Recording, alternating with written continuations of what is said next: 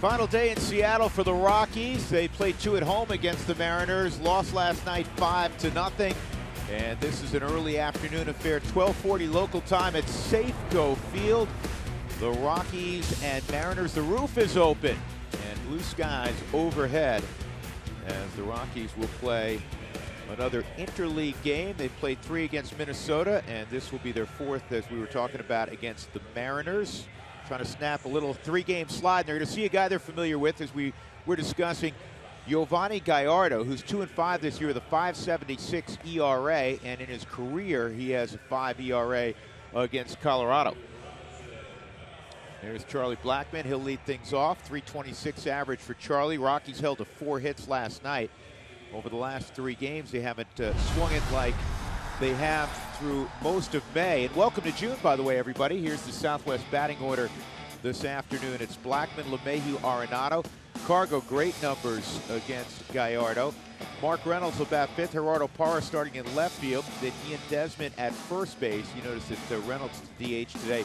Trevor Story will bat 8th. Tony Walters, who had 2 of the Rockies' 4 hits last night, he will catch and bat 9th. 11th start this year for Gallardo. He came from Baltimore in the offseason in a trade for Seth Smith, the former Rocky. Yeah, and so now for Gallardo, this will be his 12th game started against the Rockies, as we've talked about, 0-5 with the 5.70. So he's given up 38 earned runs and 60 innings pitched against the Rockies, and he hasn't done well here at Safeco. He's 1-2, but he has a 7 ERA. Guys are hitting over 300 against him. His pitch usage hasn't changed really since he came out of high school in the Fort Worth area down in Texas. Fastball, slider, curveball, changeup. We'll say his strikeouts are up just a tick this year over years in past, because he's locating a little bit better on the outside portion of the plate. So here we go. Gallardo is ready to go. Charlie Blackmon steps in. And the Rockies, more than anything, like to get a quick jump on the Mariners. They've been unable to do that so far in this series. Falling behind early. First pitch misses from Gallardo. Member on 2 occasions of the Mexican WBC team. Even though he basically grew up in Fort Worth. He was born in Mexico, but at an early age moved to the DFW area.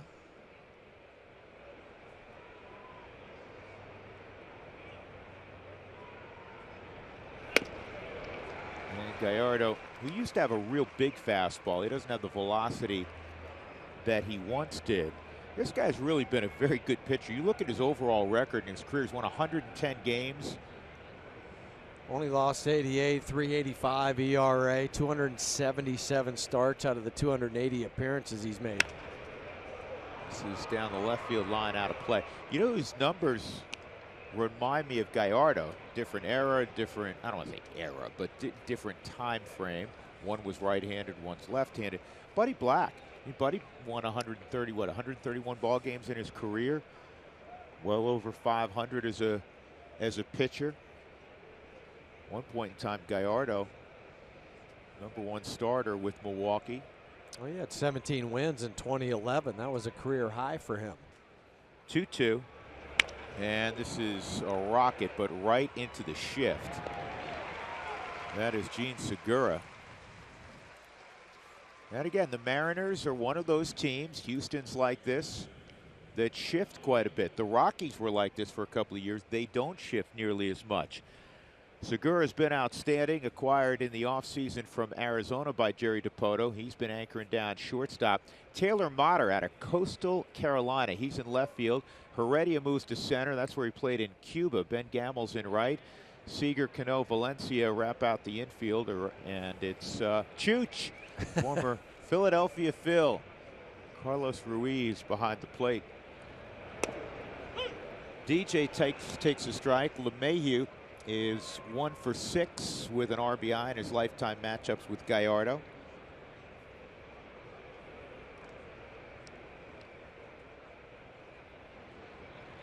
And that pitch up at 93. 1 ball, 1 strike.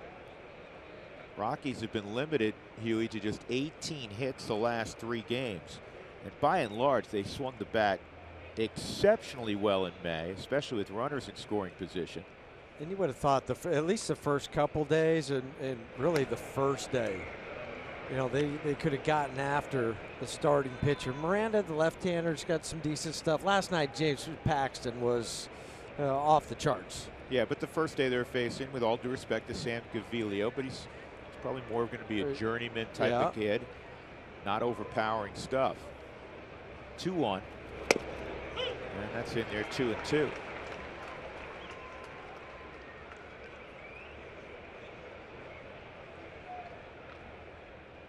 So much easier to play with the lead. Discussing the fact that the Rockies have fallen behind in each of these 3 matchups with Seattle.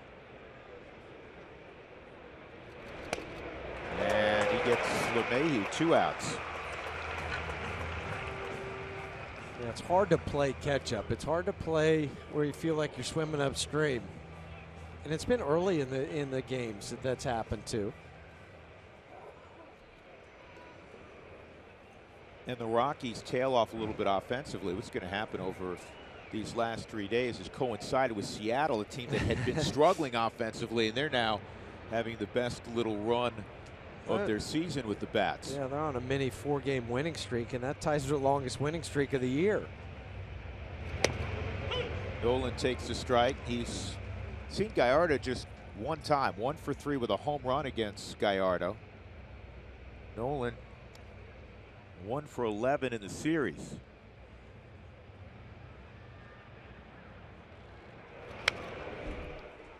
And that home run that he hit was last year in Baltimore. Nice little breaking pitch from Gallardo at the left center field.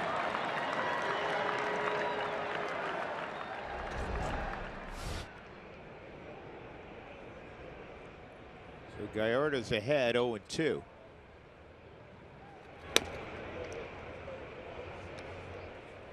Gallardo's not afraid to pitch up into the zone. That it will get him in trouble at times, but just because of his leg kick, where he is and how he throws, just turns and goes, he'll work it up. Now his ball outside, according to home plate umpire Brian Onora, veteran umpire. 2-2, 2 outs. Paul Emmel, crew chiefs at first. Quinn Walcott at second. Scott Barry at third. 2-2, 2 outs, nobody on. Just underway. And Nolan swings, and the foul tip is held. And 1-2-3 beginning for Gallardo. Not what the Rockies were looking for on offense.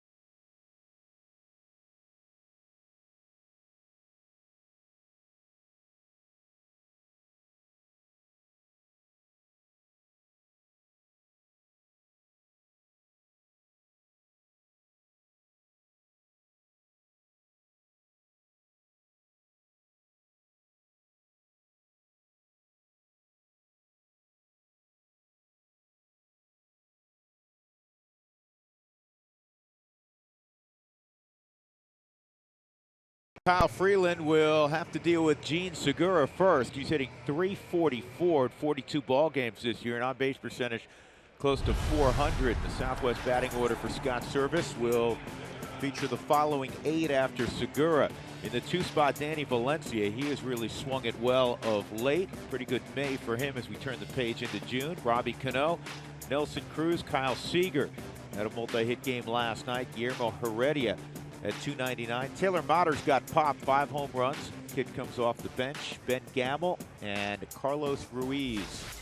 Freeland has a sub-3 ERA out on the road, Jeff, and he's been a guy that's been able to stop a losing streak on an occasion this year also. Yeah, he did it after that 3-game losing streak against Washington. Went down to Arizona and got the W there.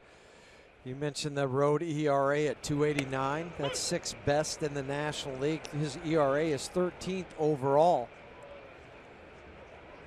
He gets a ton of ground balls. More than 61% of the balls in play are on the ground, which is the 3rd best percentage in baseball. It's number 1 in the National League. Quickly, he's got 2 strikes on Segura. Yeah, for Kyle, too. That's right now the highest in Rockies history because Cookie has it at 58.3. This is going to be an interesting play. LeMahieu's able to make it.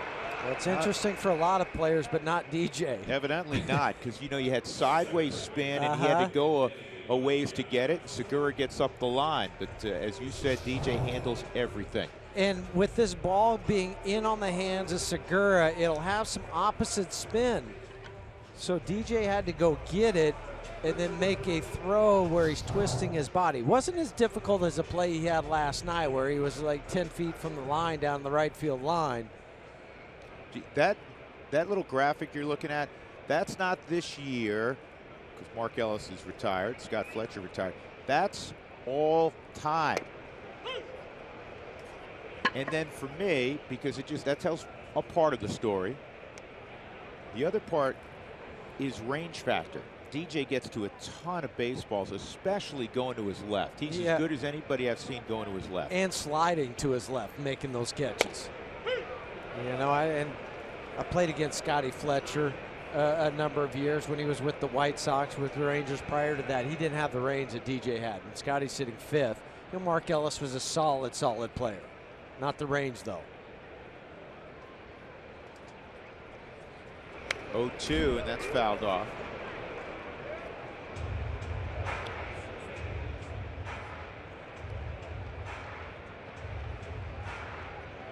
DJ currently averages 5.19 chances that he handles a game. That leads all active second basemen. So that tells you he's getting to more baseballs than anybody else. Here's the 0-2 from Freeland. Sliders down. 1-2 on Valencia. It also tells you a little bit about the pitching staff that you had. You know, with Senzatella getting a lot of ground balls. Obviously Kyle Freeland, because we talked about him getting a lot of ground balls. But that's what you do. If you get a ground ball pitch, you want the guys behind you who have these phenomenal gloves to make the plays for you, and they do. I'm going to call it right now, partner. We're going to get a baseball today. Okay. We haven't had one in a couple of years. We're getting one today. Okay. One came close yesterday. Look, Dougie's saying no. You don't want it, Dougie? You don't want one, or you don't think we're getting one? Said it's like being inside a pinball machine. If it rattles around, if you make the play, then it's an out. It's an out, right. It's okay. We can make the play. Dougie, we got you protected. Don't worry, pal. Got a world-class athlete in the booth. Where? Here's the 1-2. 2-2.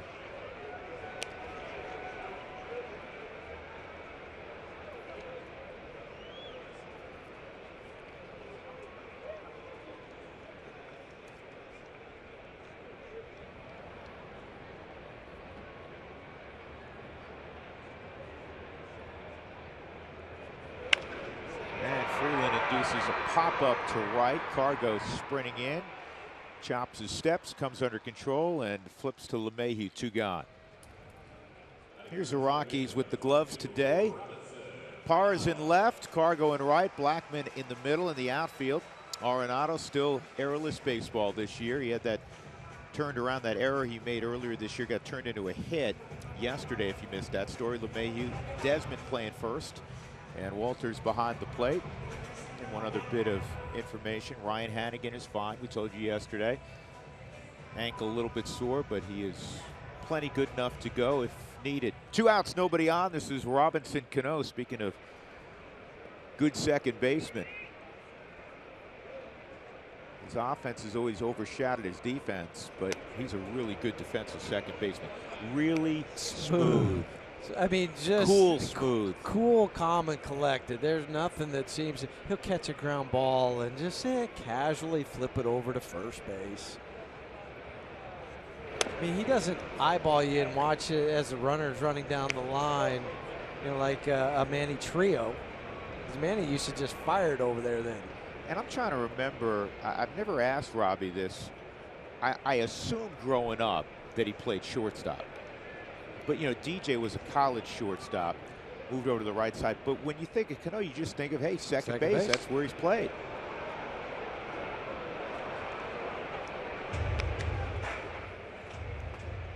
Well, Huey, I don't know how they, with the laundry from yesterday, it's already on there, but we didn't see him first thing in the morning with the jersey when it was hanging in his locker, because he's already got the pine tar on the shoulder. But I don't think it's as big a mark as it was last night. See, I don't think they were able to get all of it out. Ooh, look out. 2-out base hit for Cano. And that'll bring up Nelson Cruz. Well, don't feel bad if you're Kyle Freeland. He's given up some hits. Robbie Cano's gotten some hits off a lot of different guys, right back up the middle.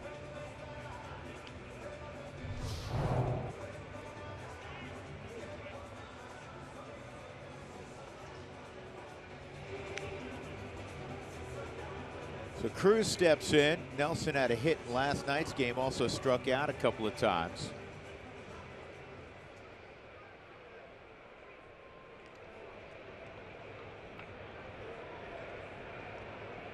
He had a 15-game hitting streak earlier this year. And he hits this off the end of the bat to Charlie in center, and it's a good start for Kyle Freeland. We will go to the second. No score. It's Safeco Field in Seattle.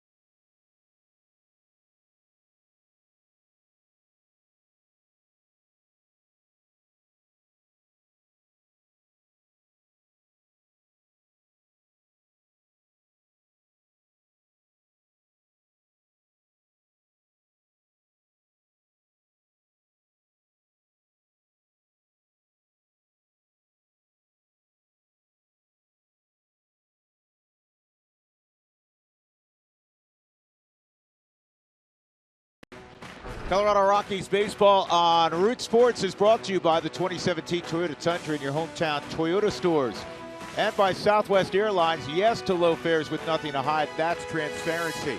You know what we have here, Huey? What's that? We have water, right? And we have a wheel. But not a water wheel. But not a water wheel. You know what? That's just an inside joke we shared with everybody. It's a day game after a night game. And we're a little punchy? Yep. Here's Cargo. He has had great numbers in his career against Gallardo. Shift is on for Carlos. He takes the ball inside. Carlos In his matchups with Gallardo, 8 for 19, a home run, couple driven in. It's 421 for Cargo against Gallardo. Held up. Cargo, kind of like everybody else, they're in a little bit of a funk. Cargo had an 8-game hitting streak snapped on Friday. He's 1 for his last 18. Well, just in this series between Nolan Cargo and Mark Reynolds, they were 3 for 31 coming into the game.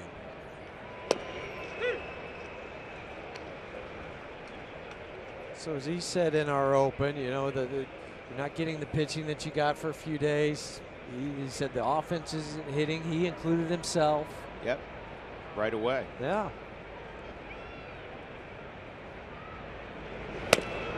But you're only a day away from turning it around. Right. That's the beautiful thing about baseball. Is disappointing clubhouse last night.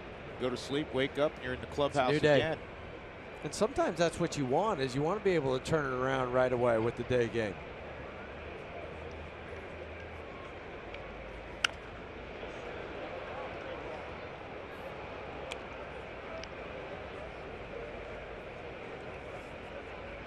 Two and two on Cargo leading off. Mark Reynolds is behind him.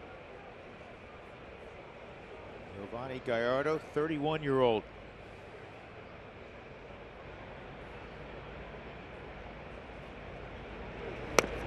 That's one you got to stay off of. 3 and 2.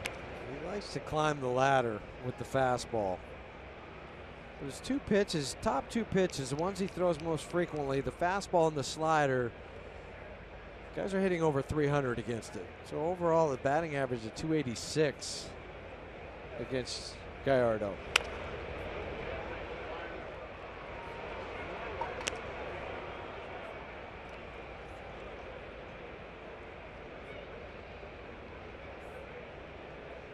Gallardo, originally a second-round draft pick back in 2004, 46th overall.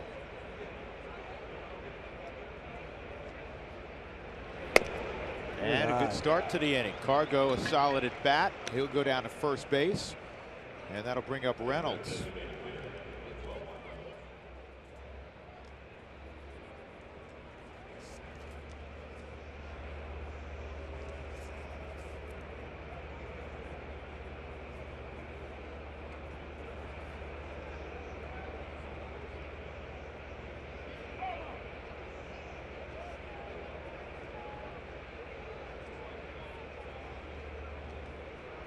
Reynolds 0 for 3 last night. He's 1 for 10 in the series.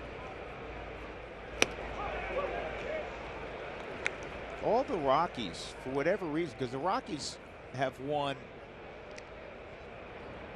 5 of 8 over their last. They're 5 and 3 over their last 8 at Safeco. But the numbers for the Rockies individually, the guys either with Colorado in their previous time here or have played here in the past, not good. Reynolds, for instance, has hit 161 at Safeco.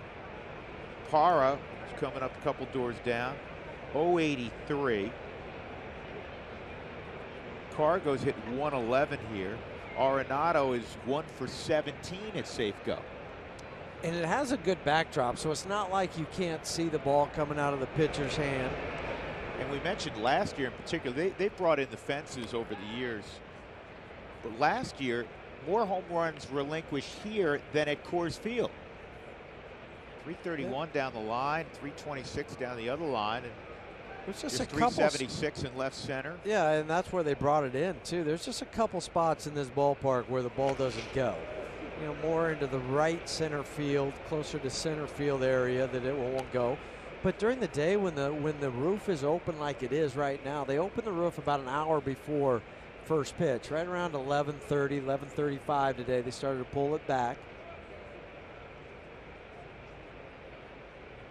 And so we saw it yesterday during batting practice how the ball was going when the roof was open. 2-1. This ball well hit left center field. Get up, get out. Just what the Rockies needed. A Mark Reynolds bomb. 2-0. That's about the area we were talking about over the 376 mark in left center field. I don't care where they moved the wall in from. That was out at any time. The 8th home run that Gallardo has given up this year. 6 to a right-handed batter, and boy did the Rockies need that one. Way to go, Marky Mark. Well, he threw a little over belt-high fastball. Mark gets the foot down on the Subaru Supermo, hands coming through, even creates a little bit of that loft that you need even on a high pitch, and takes it into that second deck out there. Home run number 265 for Mark Reynolds, who just tied George Bell and Matt Stairs. We just saw Matt, the hitting coach for Philadelphia, 191st on the all-time home run list.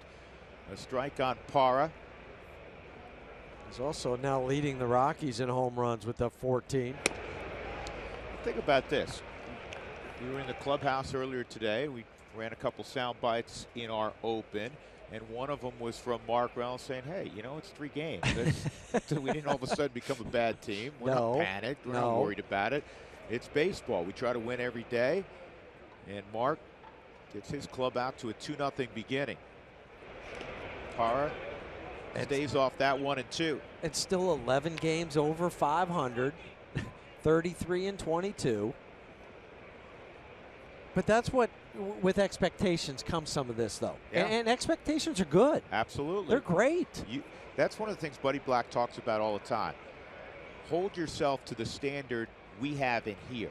And I think that is always the best advice. Don't worry about all the outside noise. This ball's pretty well hit left center field, and it's going to be extra bases for Parra. In fact, it's going to be a rule book double. So nice job by Gerardo, who did not have good numbers against Gallardo coming in. And you got to love that after a big blow where the next guy throws out a big hit also. Yeah, and it takes 4 or 5 pitches for him to do this. And then he hits it in the left center field gap. Already in center, I thought he might have a moment to get this, but it kept slicing away from him and then hits hard off the warning track, bounds into the bullpen of the Mariners. This is also something you want to see. Mel Stottlemyre Jr., the pitching coach, at the mound in the 2nd inning.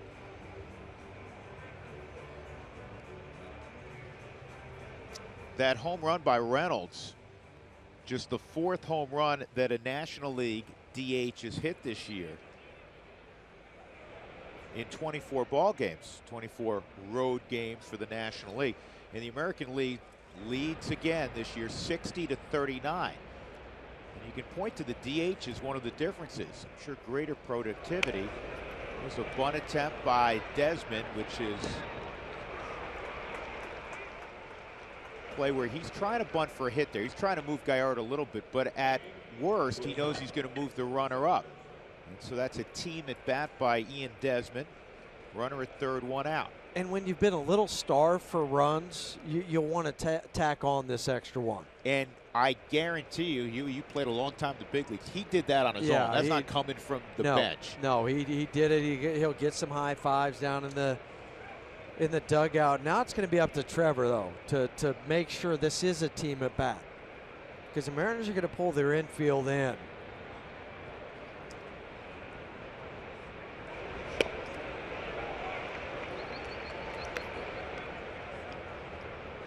So you have to be selective in what you're going to do, because Gallardo, a veteran pitcher of 277 major league starts, he'll start to work off the gas, you know, or he'll give you something that's hard, but it'll be up or in too much.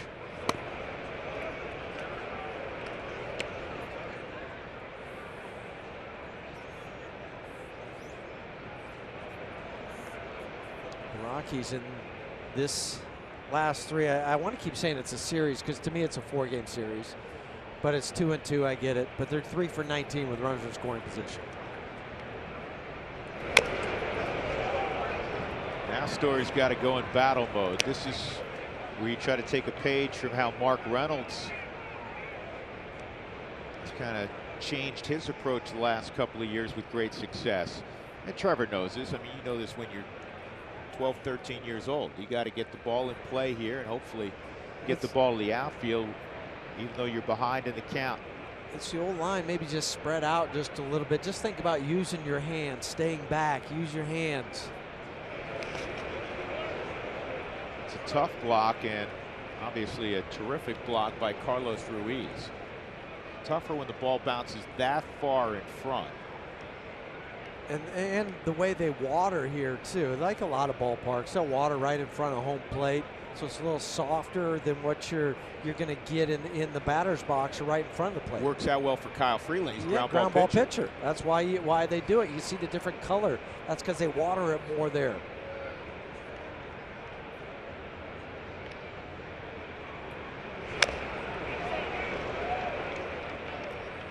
Just like we talked about, they're doing it for their guy. They're not doing it for the visiting guy. It just happens to work out nicely in this case. But this is what I was saying about Gallardo, where he steps off the gas when he gets in trouble. He doesn't try to throw harder, try to go more for anything. What have we seen out of the 4 or 5 pitches? We've seen one fastball that was up. Everything else is break, break, break.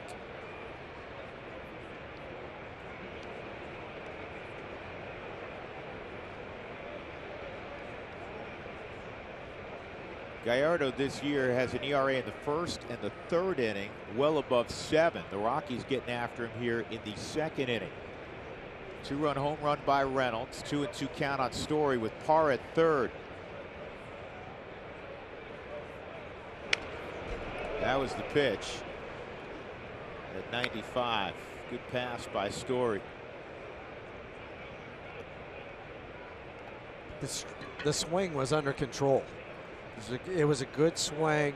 This whole inning's been set up by Cargo's at bat. Yes, with it taking his walk, his leadoff walk.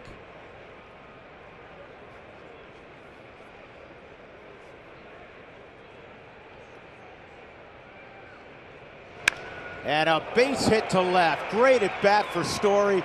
Parra come on home. 3-0 Colorado. That was a tremendous AB. You're seeing really good team at bats here in the second inning for the Rockies. Yeah, and don't forget, Ian laying down that bunt. Sometimes you don't want to do that because you want but he did it, so you get Gerardo over to third base, you jump on Seattle, you get another run. But kudos to Trevor because he finally got a breaking pitch that was up enough where he could rip it to left field for his 19th RBI of the year. Now Tony Walters with a speed guy at first. Rockies not produced many stolen bases. However, you have an opportunity here, and that's part of Story's game. I think over a period of time you're going to see evolve. Trevor certainly has the flat out speed to be a guy that gets a dozen to 15, maybe even 20 bags a year. If nothing else, anticipate a ball down into the dirt with the left-handed hitter. It blocks the view of the catcher. So even if it doesn't get too far away, he can go because the catcher's scrambling. He can't see that guy going. So that's what I would look for if you're thinking about, well, I'm not sure if I can get a lead to go on or not.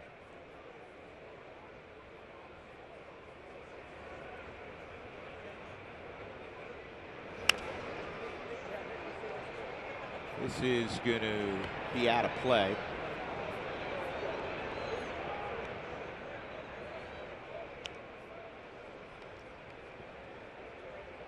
This reminds me, this stadium opened in '99, Huey. This reminds me a little bit of Dodger Stadium in that there's a lot of room in foul territory. For a newer ballpark where they like to just put everything, the seats as close as they can, get the fan experience, it does have some feel to it, especially once it gets to first base and beyond, or third base and beyond.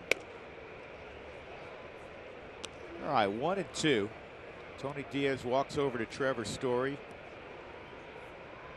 Gotten a feel for times to the plate.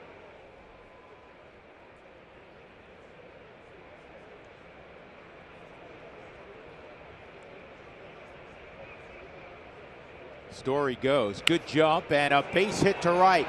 Story sees it. He'll cruise into third. Stay hot, Tony Walters. 2 hits yesterday, left on left against James Paxton. And the Rockies now have Blackmon coming up with still just 1 out. And with those 2 hits, that he had 7 multi-hit games, 2 out of the last 4 starts, and this is a ripped single to right field. And Drew, you were right. Trevor Story was moving, good pitch to run on. The other thing he does too is that ball is hit on the line. There's no reason to stop, because if you hit it to the second baseman, you're doubled up anyway. So go ahead and go on into third. And here's Mr. RBI man, Charlie Blackmon, leading baseball with 46. And because of the production in the lower part of the order, he's coming up with traffic again.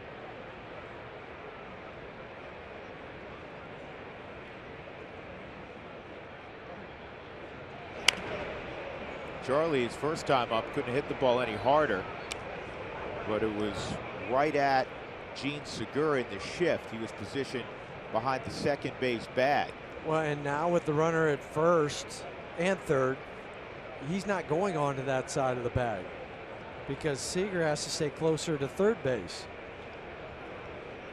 This is where you keep piling on. You keep adding those insurance runs, the jugular run, whatever you want to call it.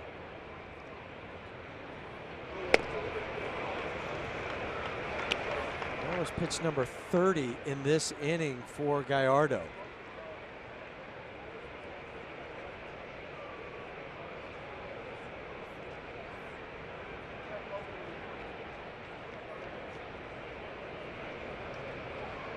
Blackmon over his last 18 games has hit .395 with 19 driven in.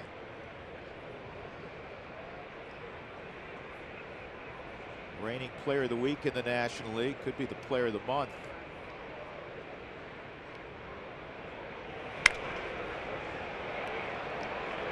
Tag this up, is everybody. in a tough area. Tag if you're, and here he comes down the line. The throw is not going to get him. That's a great job by Story, and going to third is Walters. How do you like that? What a great job of base running by both Story and Walters. On a pop foul to the third baseman, Blackmon gets an RBI, and Trevor Story, there's never a doubt, he was watching Seager the whole way, so this is going to be tough for him to make a throw to the plate. The only guy you wouldn't go on is if Taylor Motter was able to catch this, but with Seager going and running as far as he had to go on the Subaru Supermo, he catches it, but it's rattling around a little bit. Doesn't quite know if he has it. Look at, he's got to look before he throws the ball. That allows then Trevor to take off. But look at how third base is vacated. Nobody's there. Tony had tagged up at first. He motors all the way around to third. Rockies playing smart baseball, team baseball offensively here in the second inning. They have a 4-spot up. And now, you know, you get a wild pitch,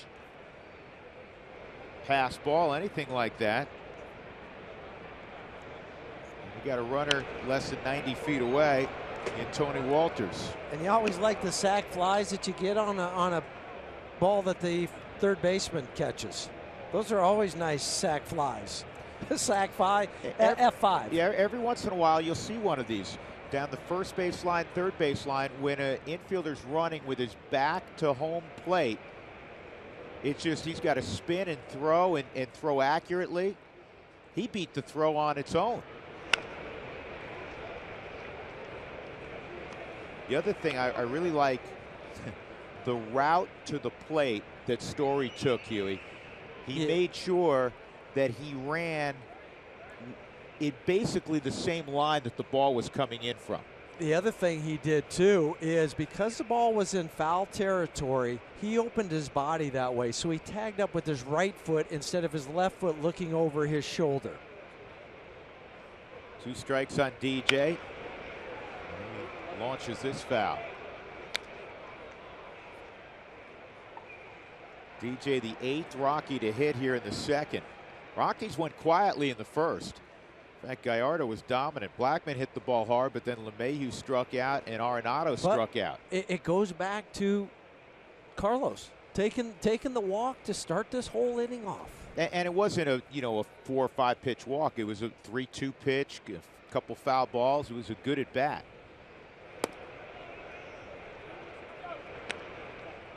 He had to be so resilient individually and collectively in this game. And this is what they needed. They jump out here. Well, it's their first lead in the series.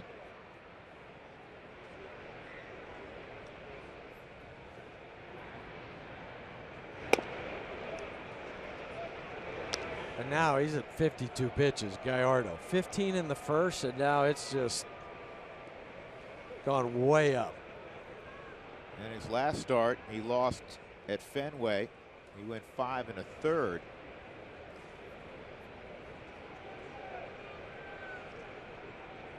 Two and two on LeMahieu. Walters at third.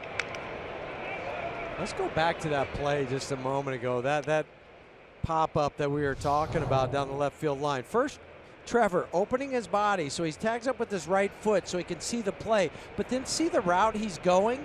There's no lane for Kyle Seager to throw the baseball in. If anything, it might hit him, but it has to go out and around him. It's hard for him to get much on that throw also with his momentum I don't care what going kind the of other arm way. you have. Yeah. Ground ball to third. Seager has got it. High throw, but it's handled by Valencia. Good inning by the Rockies, to say the least. Mark Reynolds, a 2-run home run, and then the Rockies manufacture another couple. 4-0, they lead.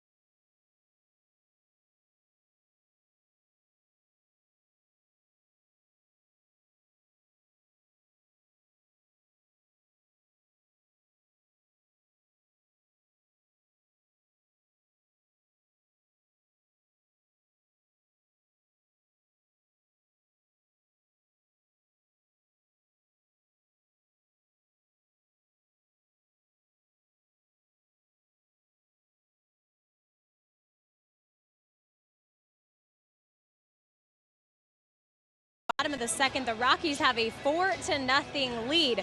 That's great news for Kyle Freeland to get a little run support today. Just his 11th major league start, and he's already grown and learned so much in that short amount of time. He was talking to me about what happens 4 days between starts. He said it starts with video. I like to see tendencies of hitters, and then it watches with goes on to watching Tyler Anderson make starts, another left-handed pitcher, especially when he's going to be facing the same team.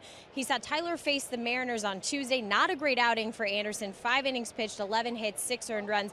But he said, I can learn from the quality pitches that he did make, and I can also learn what pitch hitters swing and miss on, and what pitches that are causing ground balls. That's the name of Kyle Freeland's game. He also said, guys, he really enjoys watching proven pitchers in this league. He got the chance to match up with Adam Wainwright last week, and he said he watched him every time he was out on the mound. He wanted to see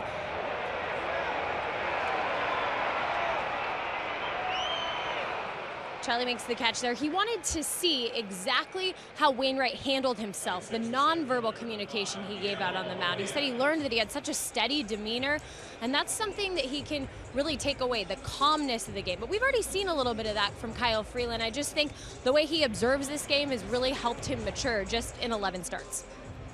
Well, if you're not watching, if you're not trying to pick up from others, then you're not fully dedicated to your craft. And we know that this young group has their ears open and trying to soak everything in. I mean, you'd be a fool not to watch a Wainwright pitch. I mean, and that's the thing about this game is you can learn so much, both good and bad, about what guys are doing. But for the veteran guys, the ones that are experienced and have some salt in their beard, sure, why not? And Kyle Freeland today, the hitters do that. They watch other high quality hitters. You watch what type of hitter you are and kind of go after somebody like that. But then the great ones, everybody studies those guys.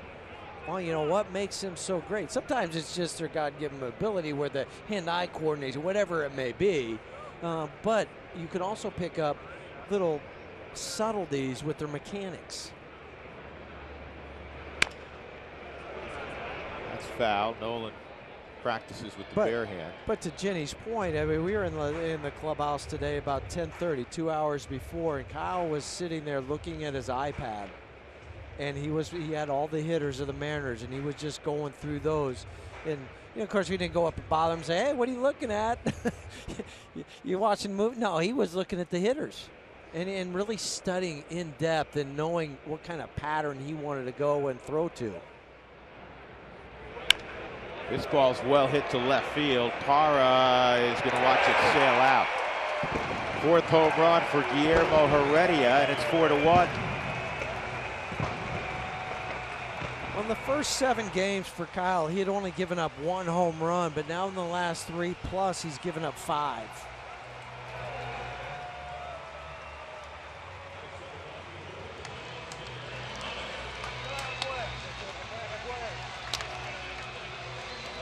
This was a slider, maybe a cut fastball that Heredia, small leg kick, and he thought it was going to go too with a little bat flip.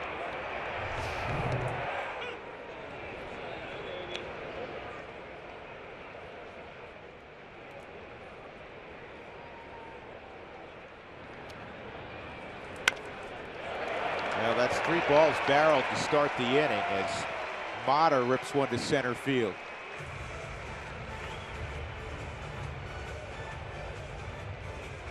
First action in the series for Taylor Motter.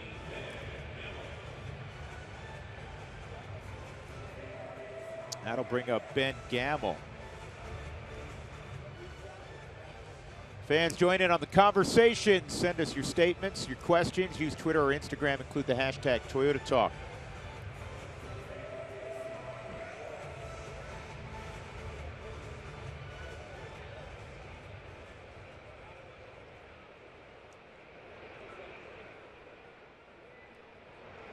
Gamble's been swinging the bat well. And he takes a cutter for a strike.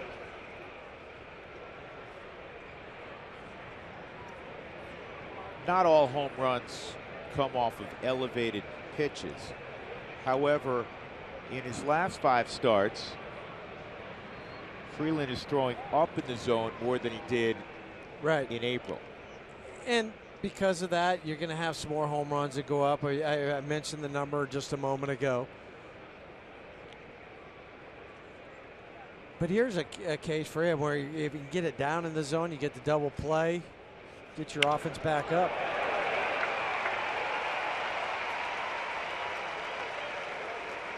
What is it about the second inning in the Mariners? I don't know, but Seager off the bat, we thought he may have hit it out. Charlie caught that ball in deep center. Heredia did hit it out, and Motter and Gamble just smoked 2 balls to center field. In fact, we've seen only 1 ground ball for Milwaukee, and that was Segura leading off the ball game, or leading off the bottom of the first inning.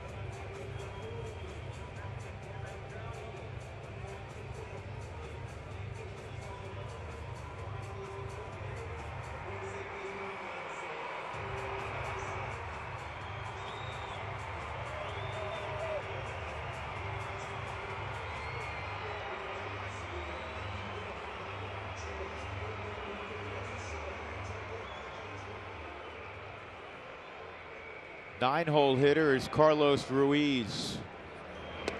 He had 3 hits in his last start. Enough to raise his average up to 180. It's been kind of a black hole for the season for the Mariners. They're catchers.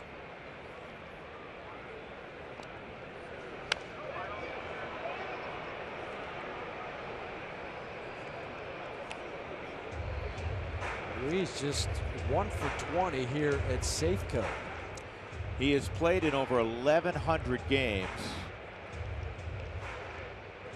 99% of those with the Philadelphia Phillies.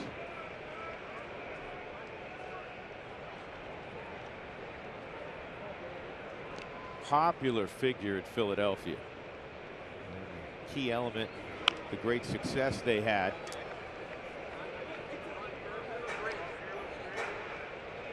Won a world championship with Carlos Ruiz behind the plate. It's been just a short time with LA after being traded from Philadelphia. Got 14 games with the Dodgers last year. 0-2, strike 3 on the inside corner.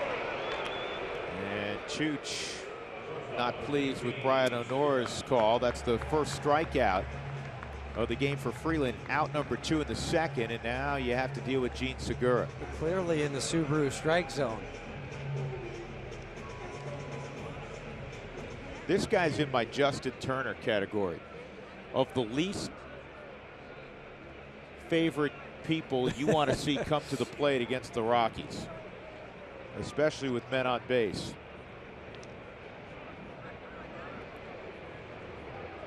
The last 2 years, since the beginning of 2016, he's hitting .324, career .284 average. All that's well and good, except in his last 72 at bats, he has 31 hits against the Rockies. I wasn't going to go there. I was going to let you do though. I was going to let you throw that number out there.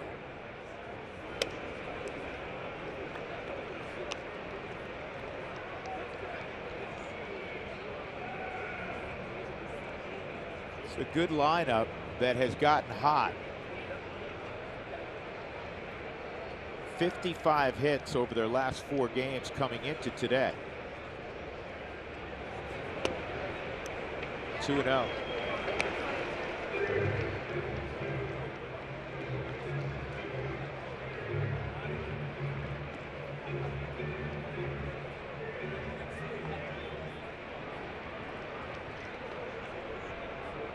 Gaudy numbers against the Rockies for Gene Segura.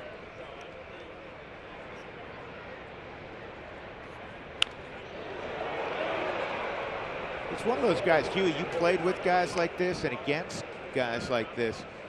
Even their outs are loud. It seems like they find the barrel more than the average big leaguer. Yeah, and even that foul ball that was hooked 25 rows to the left is still, you know, just caught it out in front just ever so slightly, but it's still on the barrel. It's on the sweet spot.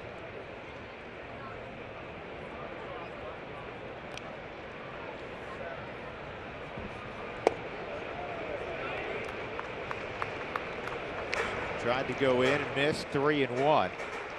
You have Valencia on deck. Moderate second, Gamble at first. A run in on the home run by Guillermo Heredia. Rockies leading 4-1.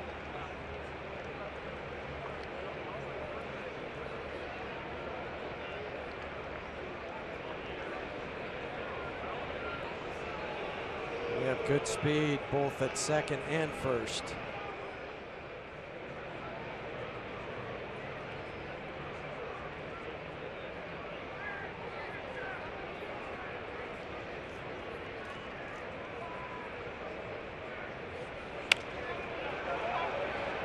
Three and two.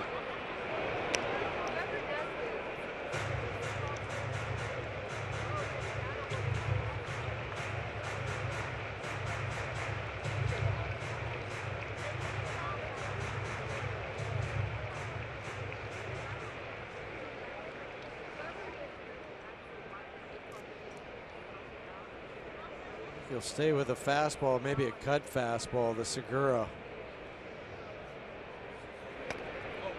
where's that pitch? He loses him, and now the bases are loaded for Valencia. I thought it might have gotten the part of the Subaru strike zone, and it did, but call the ball because it wasn't caught, I don't think, by Tony. I think that's what tripped Brian O'Nora up. It's on the corner. But, you know, obviously you always want to catch, state the obvious, catch it, but Brian O'Nora, just watching his mechanics, I mean, the ball was already in the glove, and he had stood up as if, no, that's a ball.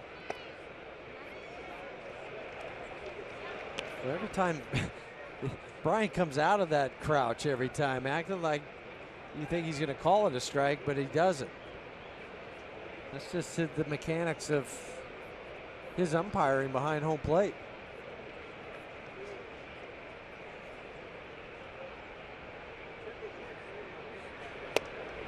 Good fastball there, 1-1 on Valencia. He had a fly ball to right his first time up.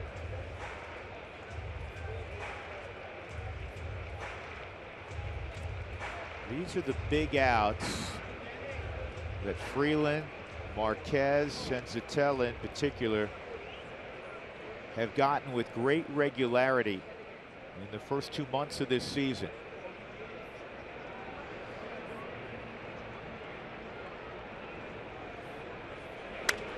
And he's going to get this one too. A jam shot easily grabbed by LeMahieu. Good job by Freeland. He's going to go check on that previous pitch. 4-1 Rockies.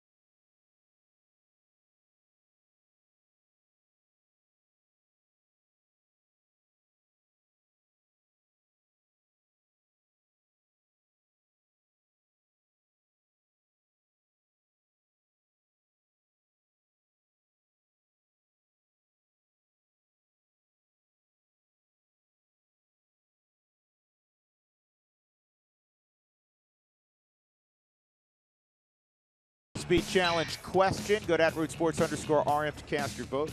You know the drill. After the ball game on the Toyota postgame show, we'll show you the results. When you think of Seattle, which of the following comes to mind? The Space Needle, rain, not this time of year, hopefully, coffee,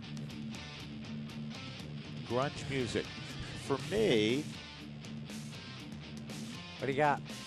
I think of coffee. I love the city, man. It's just a beautiful, beautiful place. I just always enjoy coming up here. Nolan's going to lead it off in the third. He's never into grunge music, so grunge rock. That's a tough. I would have to go the Space Needle and then coffee. Would be my. Well, I've never even been to the top of the Space Needle. It's, you know, it's Seattle when you see that. This is fouled off, 1-1. I do think of the ferries. I think of the beauty of the city, and then I think of being able to wander around with a coffee in my hand. So I guess coffee. Of those four choices, I'd take coffee. Yeah. The foo-foo coffee that I have. Yes. But Did he hold up? By. Nope, he did. 1 and 2. Oh boy. I walked by the original Starbucks, the very first one, down by the market yesterday. Yep. Right next to, right across from Pike's Market, Pike Street Market. 1-2 on Nolan. And this ball hit high and deep left field, way back. Take a good look, you won't see it for long. And Nolan has hit his 13th. And I was just watching Gallardo after he hit it. He kind of looked at Chooch at home plate, threw up his hands, kind of wondering, like, how did he get that? But Nolan with his 13th, 35th RBI, and to answer that run that Milwaukee. Oh, that's why they put that pitch up on the Subaru Supermo. That's where Chooch wanted it, and that's why Gallardo threw his hands up. Said, "You asked for it up, I threw it there, and he hit it out." That has to feel good for Nolan, because scuffling may be too strong a term, but he hadn't been real warm offensively, which happens in the game of baseball, even to the great ones. One for his last 18, in fact. You can't keep a good man down. No, and that home run, his 13th overall, as we said, 8 of those 13 out on the road. He's hit for a higher average out on the road.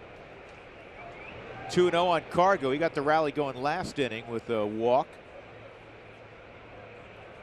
Gallardo's in one of those situations where he's taking a lot of time. He didn't know what to throw. Nobody's on base. He said, everything I've been throwing up there is getting beat up.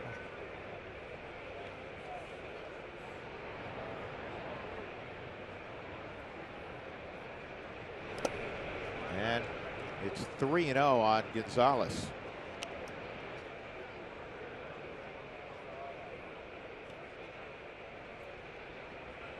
Got to be very selective if you're Cargo here. Now, I know you might have the green light, but you'd hate to get out on his pitch. It doesn't matter. Cargo on 4 pitches draws another walk.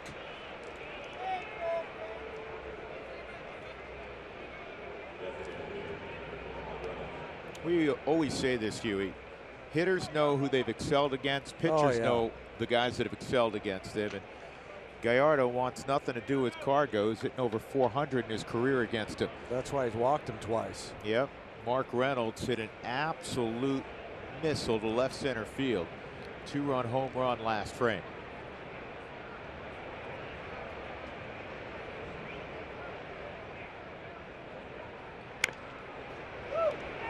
That's a good pickup, and he'll turn into a 5-4-3 double play.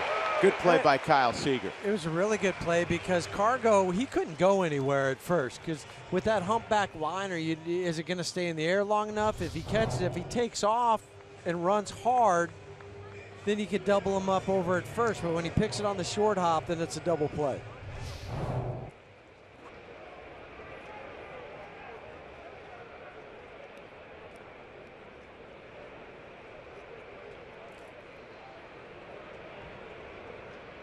That brings up Gerardo.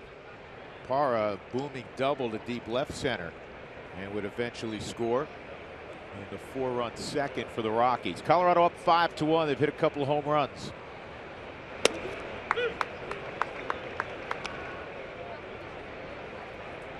Rockies 18-9 out on the road.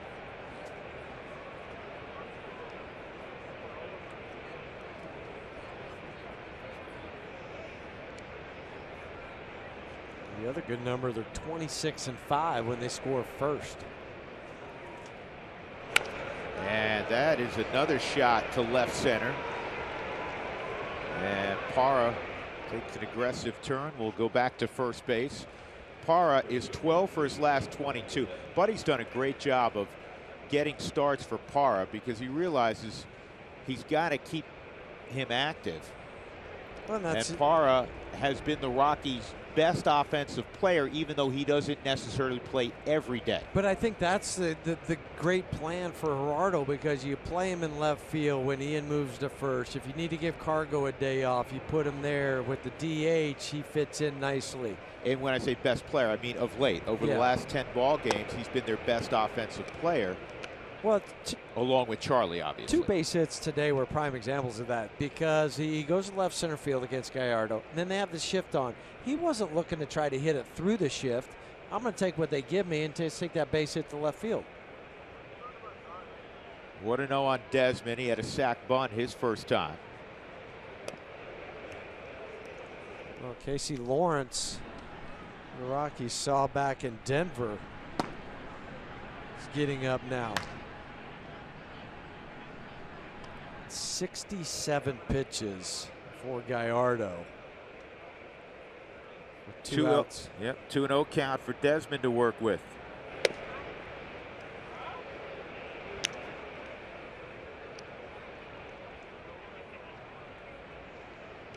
It's time for Ian to hit one. Both his home runs came in the same ball game at Petco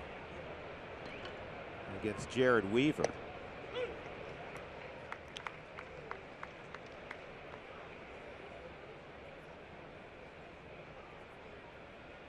Five for 18 in his career matchups with Gallardo.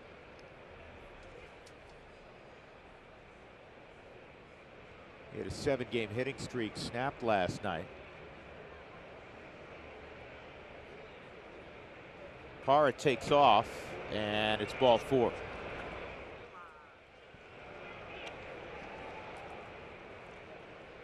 That'll bring up Story. Fans, when the Rockies score 7 runs or more in any ball game, go to participating Colorado Taco Bell locations the following day between 4 and 6 to receive your Rockies taco special. La Masa Taco Bell.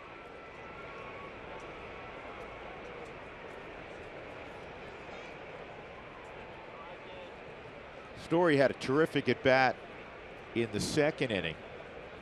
Fell behind with a runner at 3rd. A chance to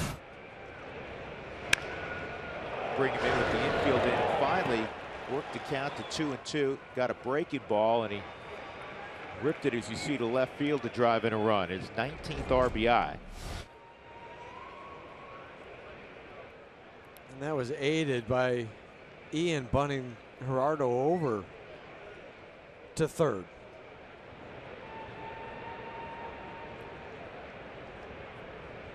Two on and 2 outs.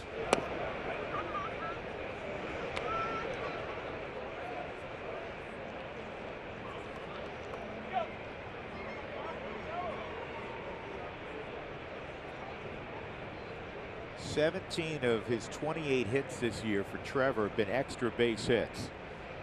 That's kind of been a theme for his career here early.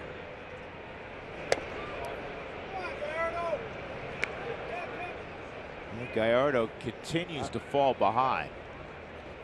Rockies 5 runs, 6 hits. I think if Trevor reaches, Scott's got to go get him. Well, at the very least, he would give him maybe 1 more. I can't imagine him facing Blackman again, especially if it happened this inning.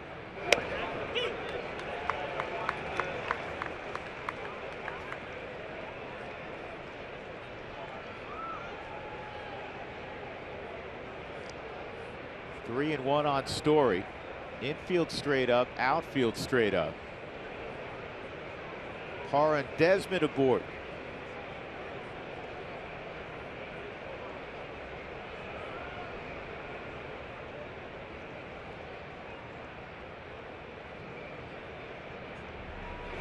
And we'll find out. Well, this is going to be, he had 15 pitches in the 1st inning. Okay, now this next pitch will be a 60th here in the last inning and 2/3. 3 and 1 on Story.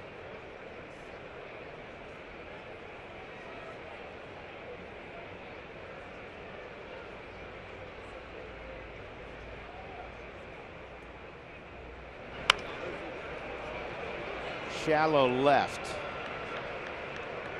Motter makes the catch to end the inning. The Rockies will leave 2 on. They got another run on a home run by Nolan Arenado. Took a high fastball and hit it over the left field wall. 13th of the year, 5-1 Colorado.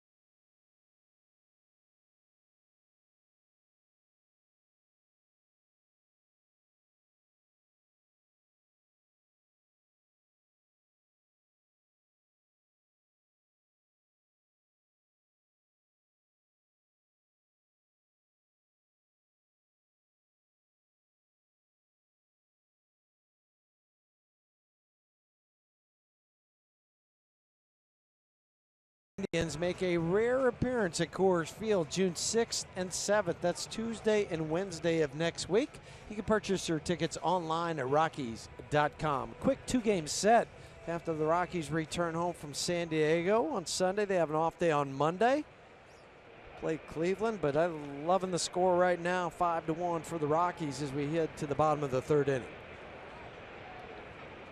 Robbie Cano step up first, 3, 4, and 5 for Seattle in the 3rd. Freeland gave up some hard hit balls in that 2nd. He got a big out with the bases loaded when he got Valencia on a jam shot to DJ LeMahieu. Rockies up 5-1.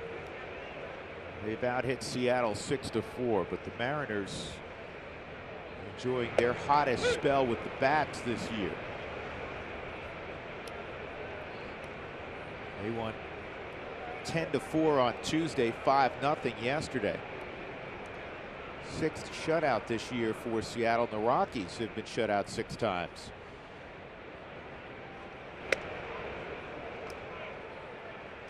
Two and 1 on Cano, who has hit 288 home runs, 4th among second basemen all time.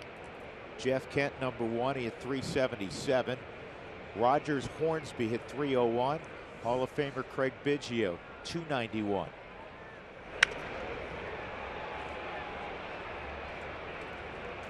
Biggio played a number of spots, but primarily was a second baseman. Such a Catcher, gifted athlete. center field. How many guys catch and play center field at this level? I just remember we were calling that game down in Houston when he got his career 3,000th hit. Went 5 for 5 that day. He tried to stretch that into it was a single, tried to stretch it into a double, was put out. But yeah, 5 for 5. I'm trying to remember if it was Cargo or Dexter who threw him out. I don't remember. 2-2.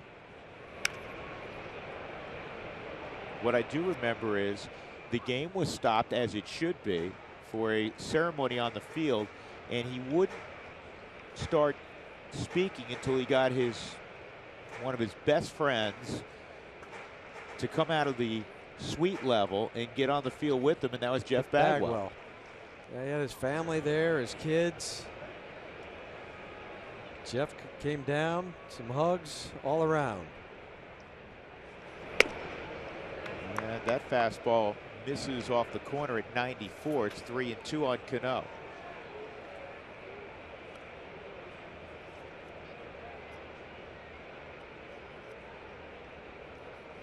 Now Bagwell will join him in Cooperstown in a little more than a month. Going in with Pudge and Rock Raines, Timmy Raines. Two of my former teammates. Played with Raines in Montreal and Pudge in Texas. It'll be a special Yeah. late July for you. It'll be pretty neat.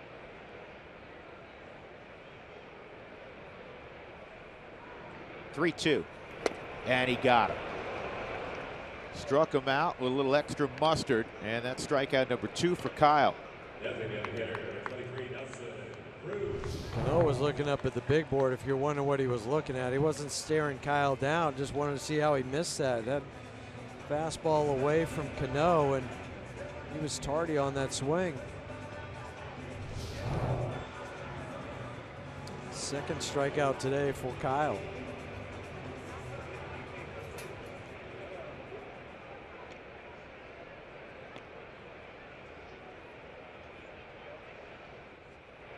Oh.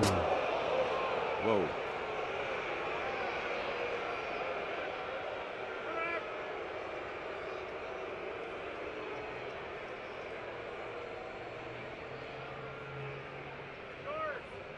Kind of on the wrist.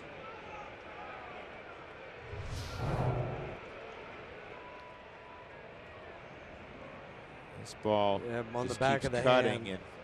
and it gets Nelson Cruz on the hand. Obviously a pitch that just got away from Kyle. With a big guy like Nelson Cruz, will take a peek on the Subaru Supermo on the back of the hand on the outside of the pinky.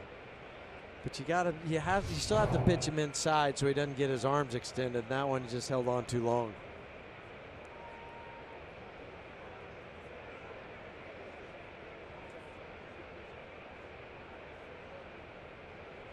It's amazing how much it happens in baseball. Guys getting hit on the hands. Ian Desmond, broken hand in spring training. Well, you're just gripping the bat so tight, and you start your swing, and then the ball cuts at the last moment.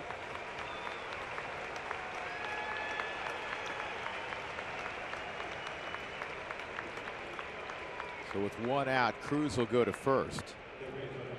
And that'll bring up Seager.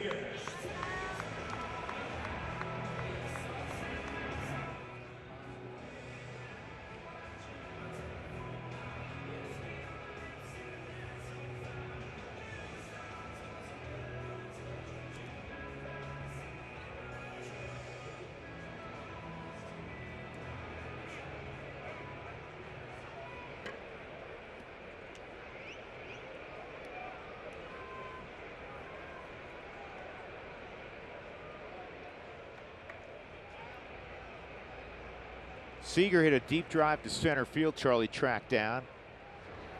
And this is Tapara in left. Boy, he tracks the ball well, doesn't he? Yeah, and it doesn't matter whether it's right field, center field, or left field.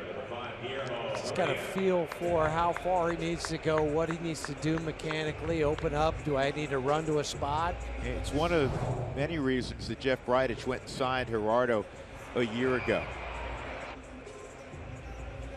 And he knows what, who's running at first, so he doesn't try to rush anything after that. He's a good two-way player. Didn't see him at his best last year. You're seeing him very good this year in whatever role he's asked to perform by Buddy Black. 2 outs. Heredia hit a home run to left on a slider last frame. The only run for Seattle.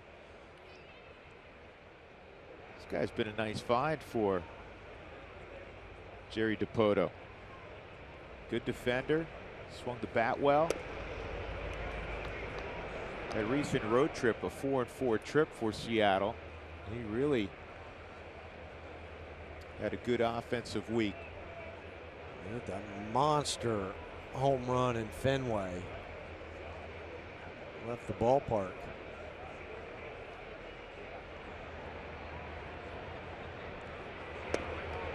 And that misses. 3-0.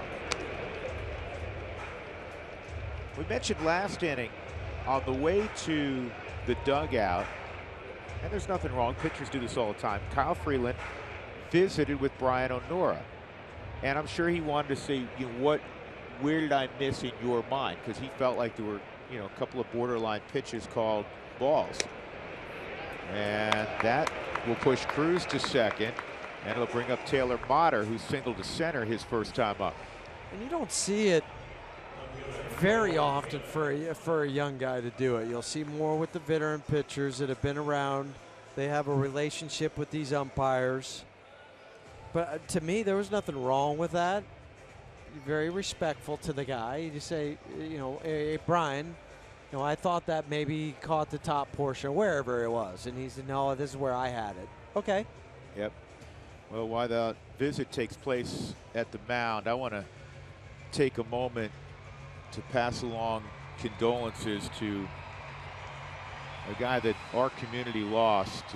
Kyle Freeland went to Thomas Jefferson High School. Tom Graham's kids went to Thomas Jefferson High School. Tom passed away, long battle with cancer at 67 in the last 2 days. Tom was one of my first partners in college football, and he was a mensch of a man, a wonderful man. He was a tremendous Bronco and remained a Bronco through and through in his life, and leading tackler in 73 and 75 with the Broncos, moved on to Kansas City, San Diego, Buffalo briefly, but always made his home here in Denver. Motter's going to pop out. Charlie makes the catch, but to Tom's wife, Marilyn, and all their kids, our thoughts and prayers are with you. Tom Graham, gone at 67, a great man. 5-1 Colorado.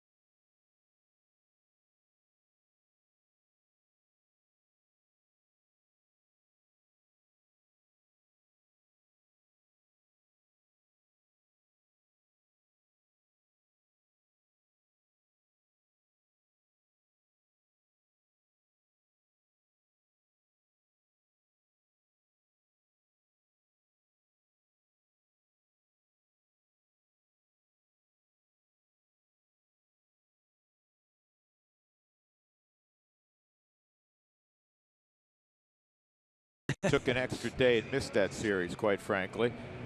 Casey Lawrence, Mark, is going to take over here in the 4th inning. Yovani Gallardo has never been able to figure out the Rockies. Today, it was the same story as Gallardo gone after 3 innings, allowing 5 runs on 6 hits. Casey Lawrence with an ERA close to 7. The Rockies saw him a couple of nights ago. He went 2 2/3 in relief of Ariel Miranda. He gave up a run on 3 hits that day. It'll be Walters, Blackman, and LeMahieu for the Rockies in the 4th. Drew Goodman, Jeff Houston, Jenny Cavnar from Safeco Field. And that pitch misses. Tony had had a base hit in the 2nd inning. 2 hits last night. Rockies trying to snap a little 3-game slide. Head off to San Diego. 2-0. Well, the Mariners are going to stay here. They're going to play Tampa Bay, who played in Texas yesterday. They're already here. Their bats and all their equipment were down by the dugout in the locker room earlier today, so they're enjoying an off day in Seattle.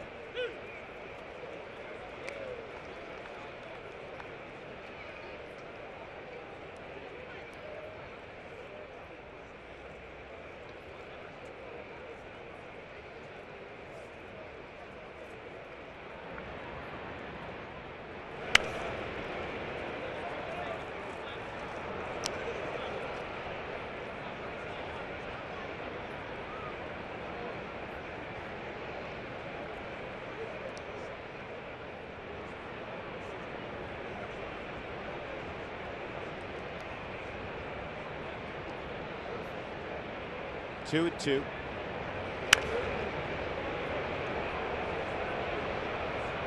It's about the top velocity you're going to get from Casey Lawrence at 91.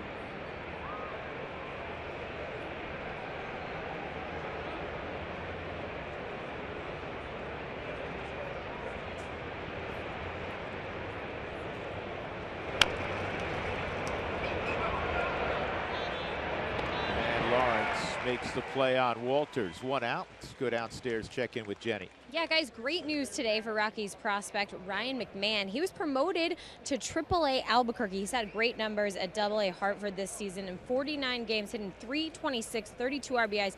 He has 24 extra base hits. And I like this about this kid because he started in 3 different positions in the infield. He had 23 starts at first base and 12 apiece at 2nd and 3rd. We talk about versatility all the time and how this Rockies roster is made up. I think that's going to bode him well. Well, you got to be versatile, especially in the National League, and the Rockies are breeding a lot of those guys. Charlie fouls it back. We asked Buddy today about Ryan McMahon, and he got to see him a little bit during spring training. He said he's got a classic swing. He said athletically, he moves well, which is why he was able to add second base to playing on the corners. And you can just tell, too, he's just starting to grow into that body. Drafted out of high school, always had a classic lefty swing.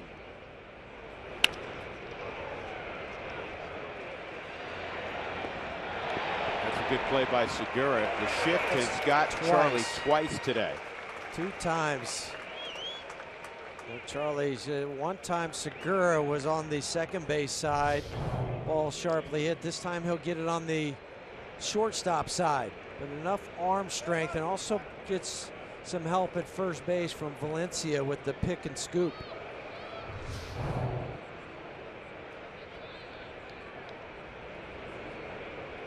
Two outs, nobody on for LeMahieu.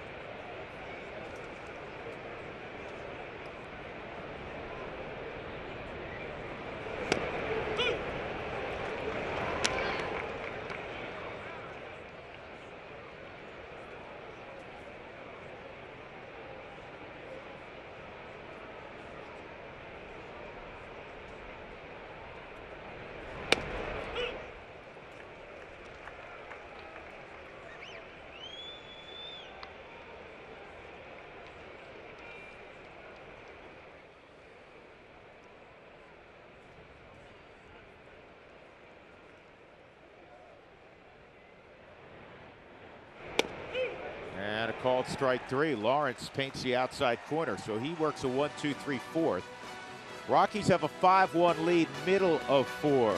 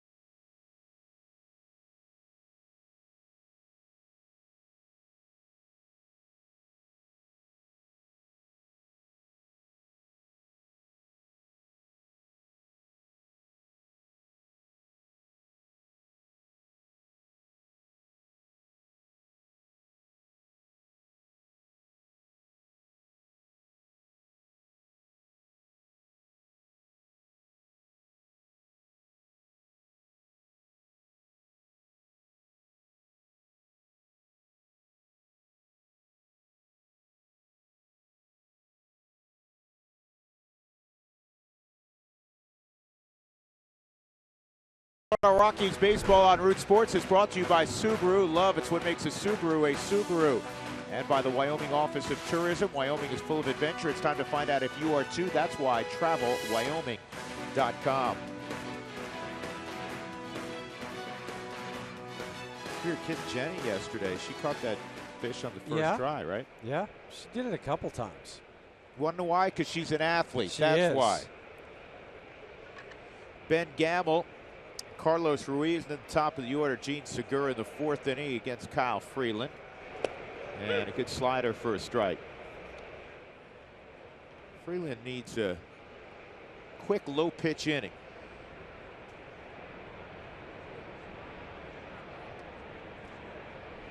Gamble's 7 for 11 against the Rockies in this series. It's been a pain in the neck. Gamble hit .288 in 8 minor league seasons. 628 games.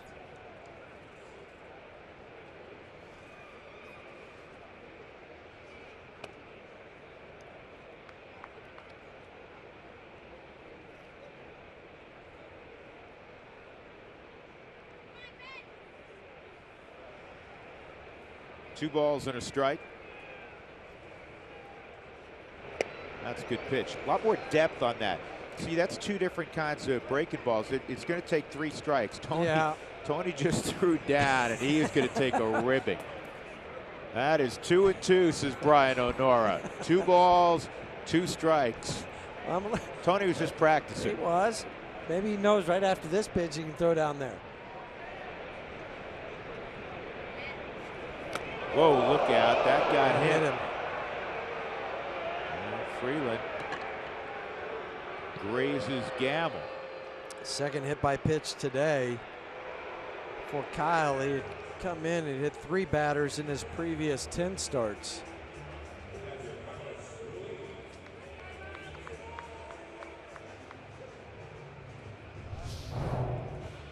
Wanted the ball up.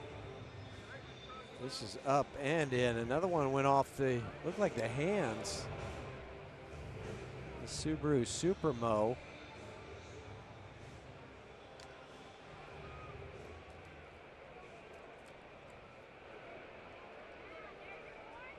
Are they checking to see if this hit him? One more look on the Subaru Supermo. I don't think he got the hand. It might have got the jersey.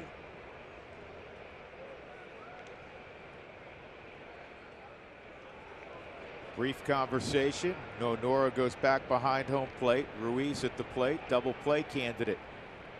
Not many ground balls, though, in this game. And this ball's hit well to right. It's going to go foul.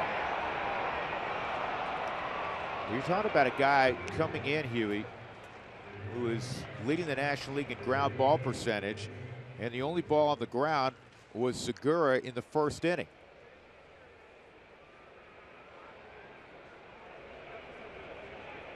There's 5 fly ball outs today. Even the hits have all been line drives. 2 strikes.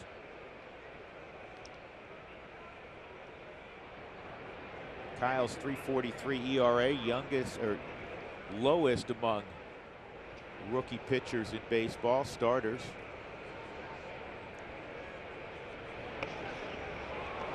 Did he hit him? Wow. That ball cuts in on Ruiz. You're in position with 2 hitters back to back to get an out. You're in the driver's seat, and Freeland has hit back-to-back hitters. Ruiz on the back foot after getting Gamble. And now you're creating a problem. Here comes Segura. Yeah, and you also had a guy in Ruiz that if he does hit it in the ground, he doesn't have to be a sharp one. It could be a 17 hopper and you're still going to turn 2.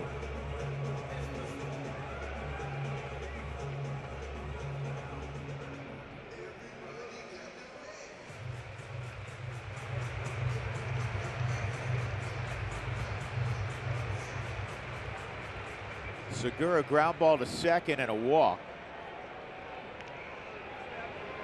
And Nolan has to come in at third base, play even with the bag.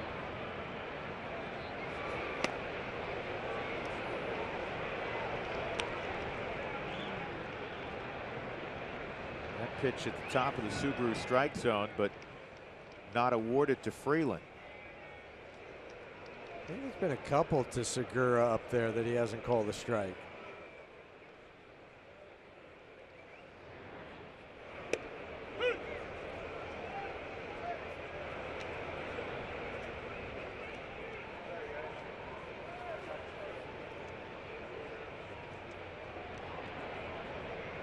Two walks, 3 hit batters. That's 5 freebies, along with 4 hits, so 9 base runners in 3+ innings. Yet only 1 run for Seattle. But you're flirting with danger. And that is going to be grabbed by Story. That is a wonderful play by Trevor Story.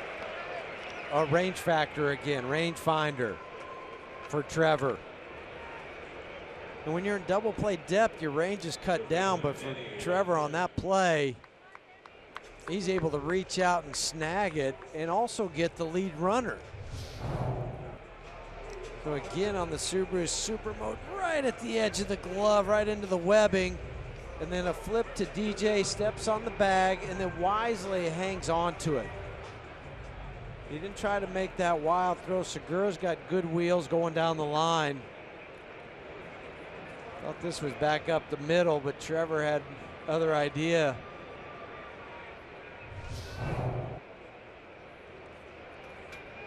Here's Valencia, fly ball to right and a broken bat floater to second.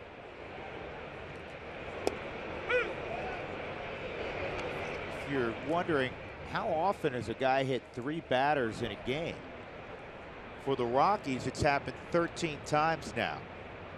Jason Hamill in 2009 was the last to do it. Pedro Estacio tied the major league record in 2001 when he hit 4 Diamondbacks. He didn't like Arizona. No. Chris Russin getting loose. Again, Kyle's just 1 pitch away from rolling this over and being done with this inning.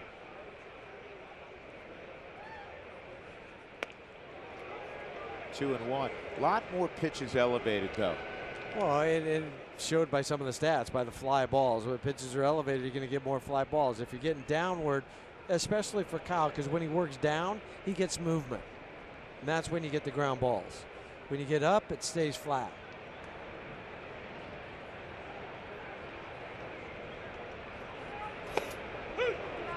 Called strike, 2-2. I just like his demeanor, though. When things get a little squirrely, he gets a lot tougher. See the determination on the face. 2-2.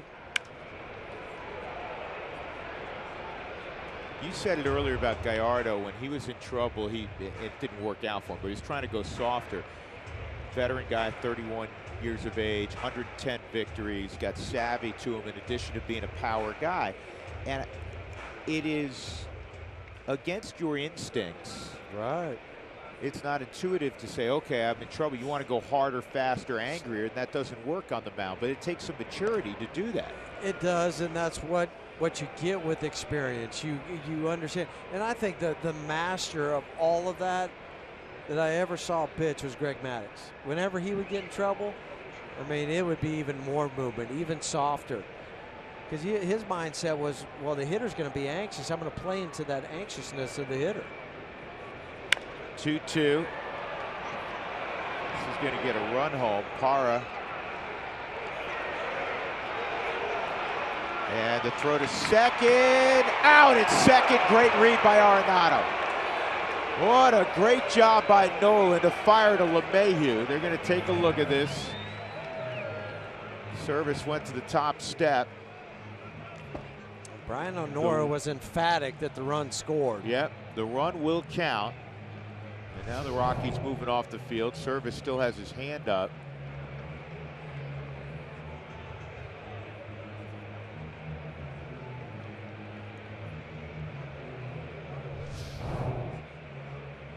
We got a few things going on here. Yeah, here. because Buddy's talking to Brian O'Nora. He wants to.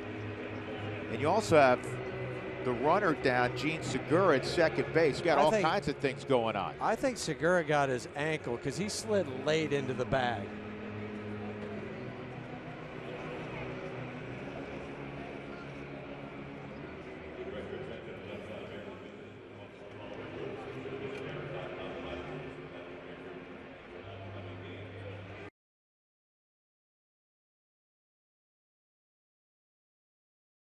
Team is going to contest either the run scoring or the out at second. 5-2 Colorado as we go to the fifth.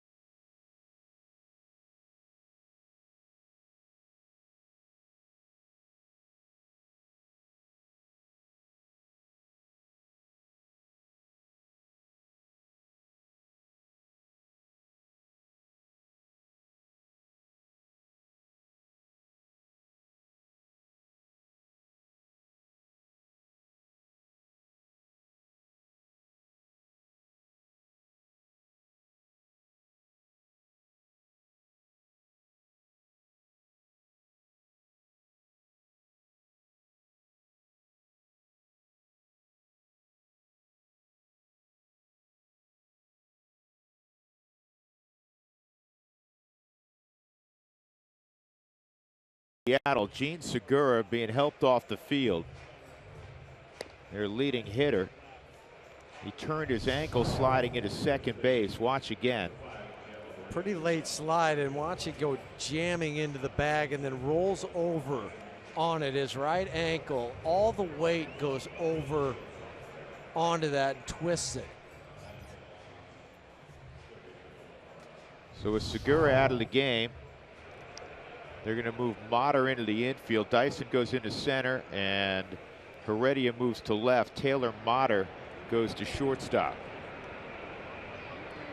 Nolan's at the plate. 3, 4, and 5 for the Rockies. Second inning of work in relief for Casey Lawrence. Nolan a home run to left in the third against Gallardo. The 2 home runs that Gallardo gave up today. And a few more earned runs onto his ERA. It went from 5.76 up to 6.24 for Gallardo.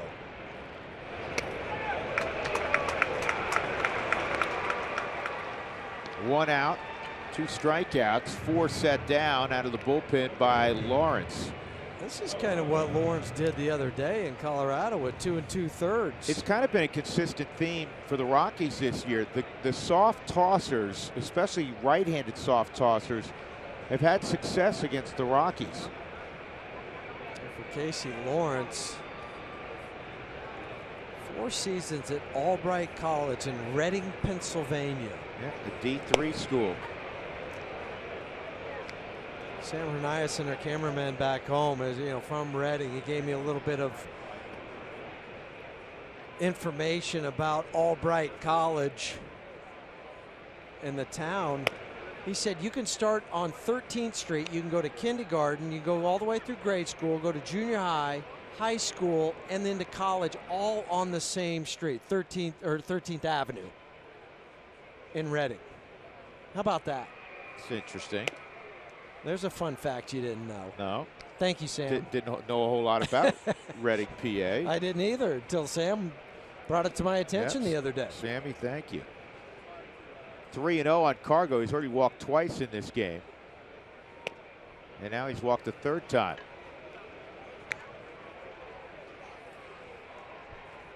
Well, as Mark Reynolds comes to the plate, player-elect is back for the 2017 season. You can elect a Rockies player to celebrate during this Tuesday's game against the Indians. Buy the ticket package and get the exclusive player t-shirt.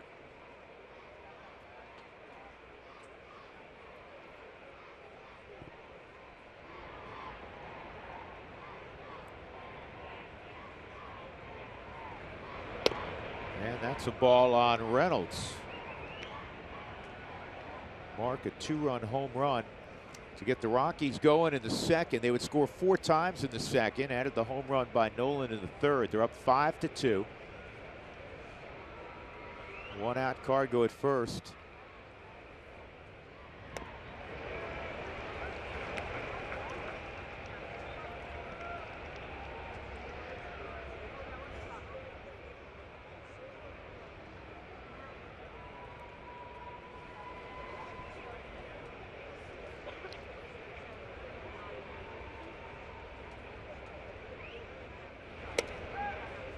That's outside. 2-1.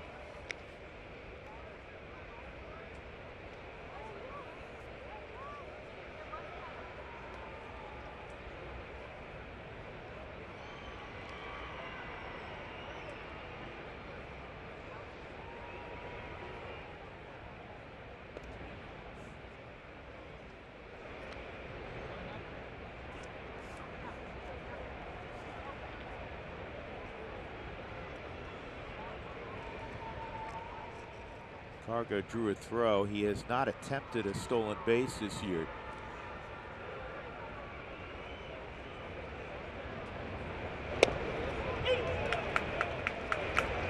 Mark wasn't sure about that one. And according to the Subaru strike zone, you have should be 4-0. Yeah, a reason to feel that way. Should be at first base.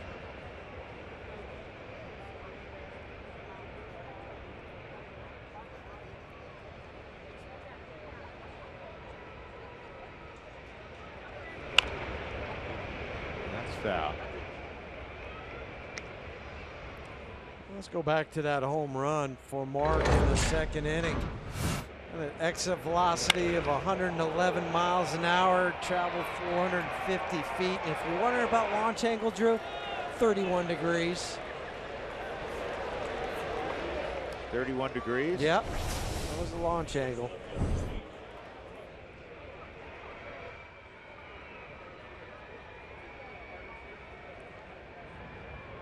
Cargo takes off, and it's strike 3, and Cargo steals the base. I was wondering, Huey, because we just put a watch on Lawrence. He had that big leg kick, pretty slow to home plate, and Cargo took advantage. So with 2 outs now, he's at second base, first bag this year for Cargo, who just, he doesn't look to run like he used to. No, but 13 stolen bases for the Rockies. Ruiz throws it, but this is a veteran move from Robinson Cano, kind of just stay in there. He doesn't get in his way, but he acts like he catches the baseball. So Cargo's not able to get up and go until it's already out in center field. Now, you're not impeding the runner at all. You don't do any of that because the umpire could then award you third base, but just subtly keep it there. Let's see if Gerardo Parra can drive in his good friend Carlos Gonzalez at second base. 2 outs. You want to keep adding on. 2 times he's gone to left field. Left center, and then just a single to left.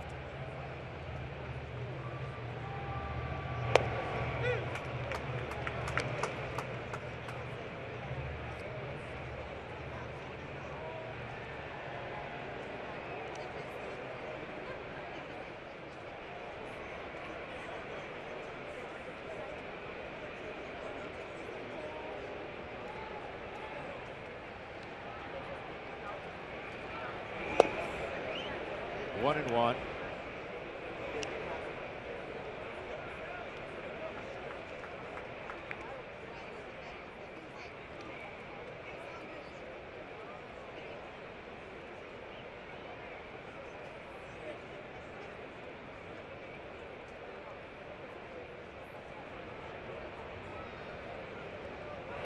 This ball ripped to right's got to get down. It will.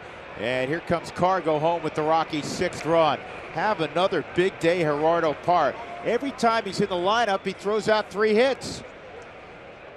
How about some of the base running today for the Rockies? You've had some stolen bases. We've seen that. You've seen guys scoring from just shallow sac flies down the third base line. On the back side of that, Tony Walters going first to third on that side. Little things in the game today. You get the stolen base by Cargo, and then on the Subaru Supermo, you got Gerardo coming through again for his 27th RBI.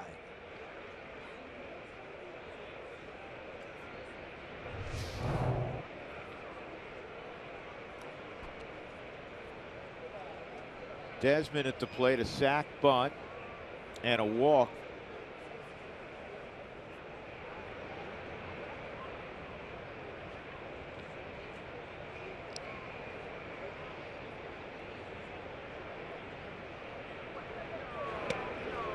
And that's off the plate.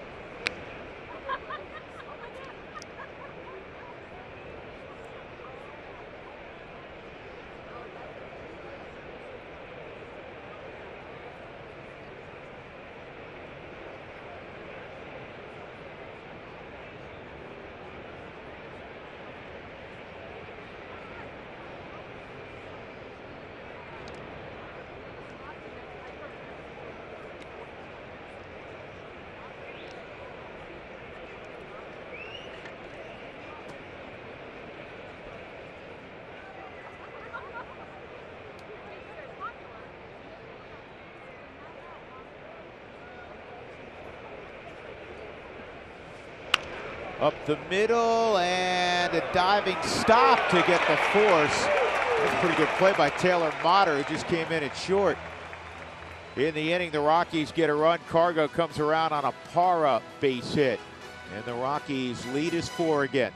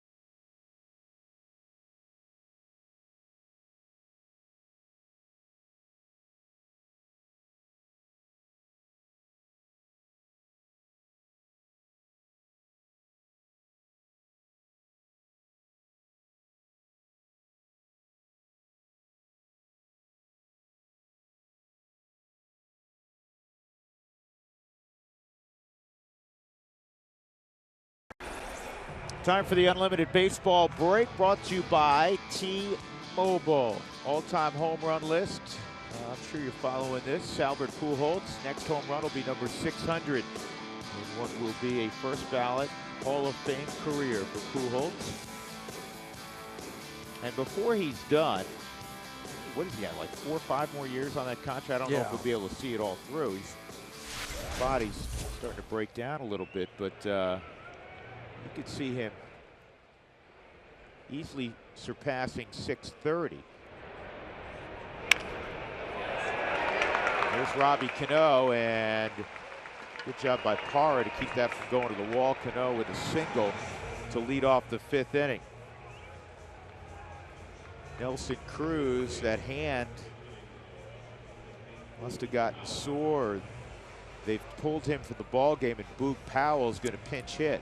Well, might have started to swell up on him. You got to get x-rays. Another note on Pujols, he just tied Babe Ruth for 44th all time in hits last night. So I mean, pretty good name. Yeah, the list of the number of people that he keeps joining.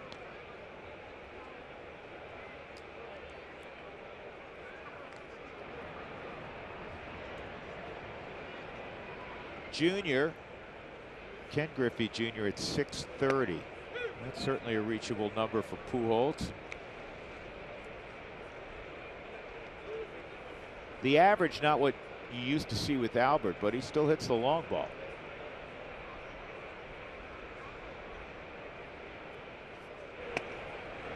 Nice slider, ahead 0-2.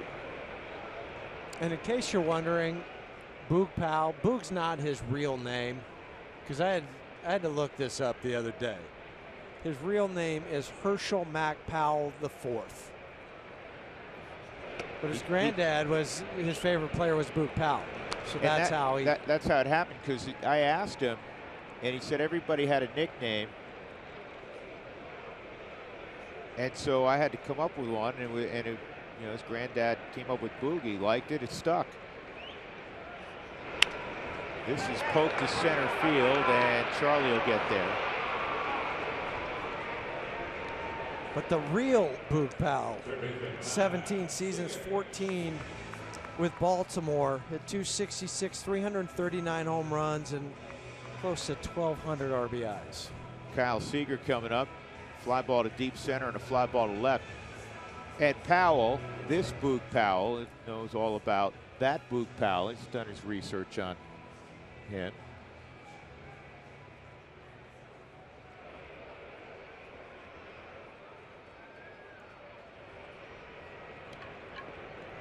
This has been a really unusual outing for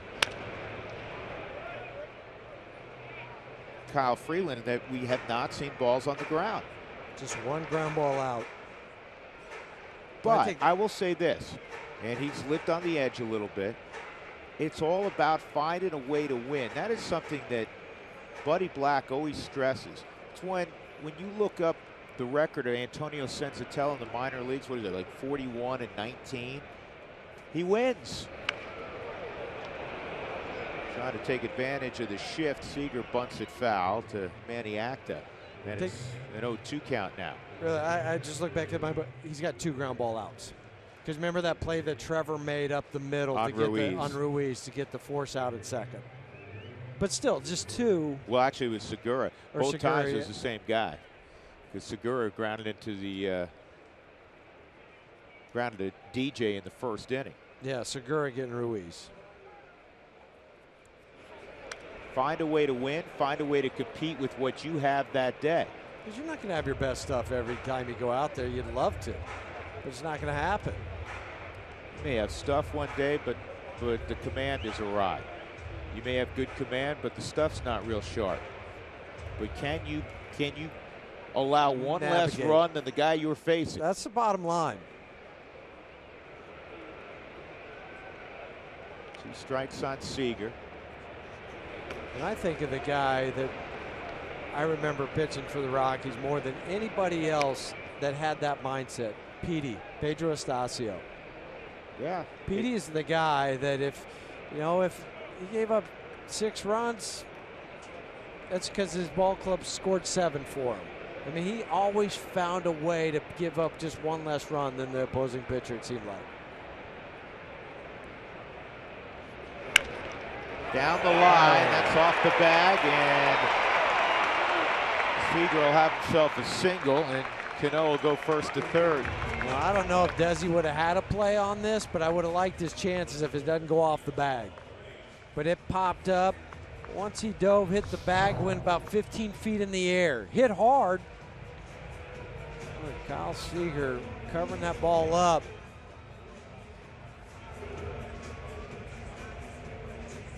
Pops up. Cano goes to third.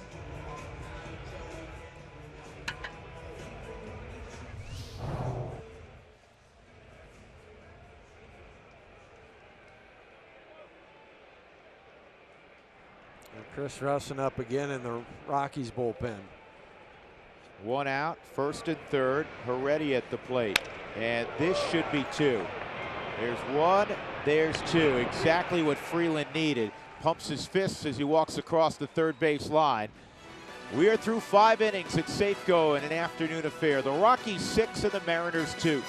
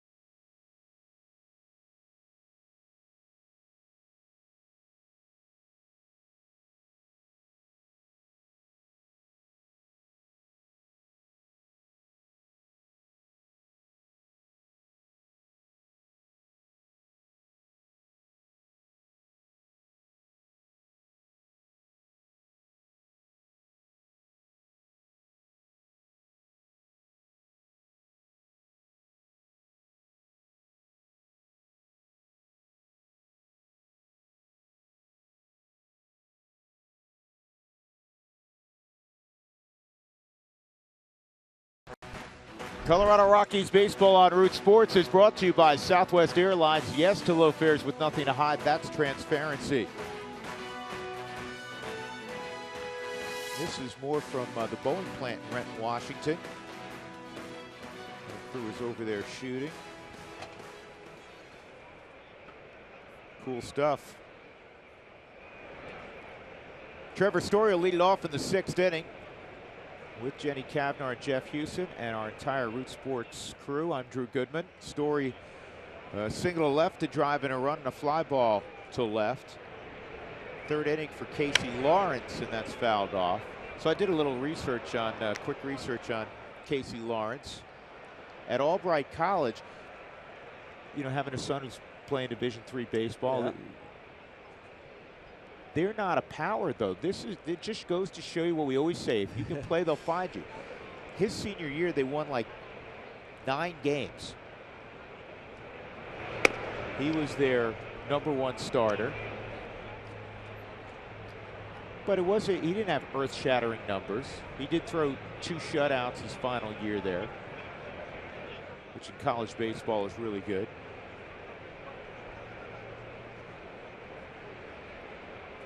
Here's the 1-1.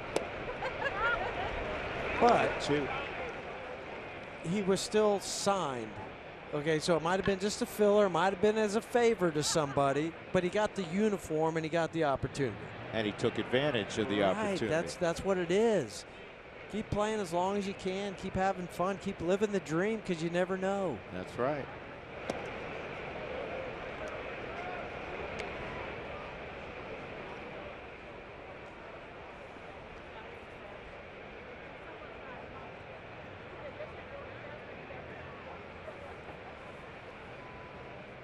2-2 on Story.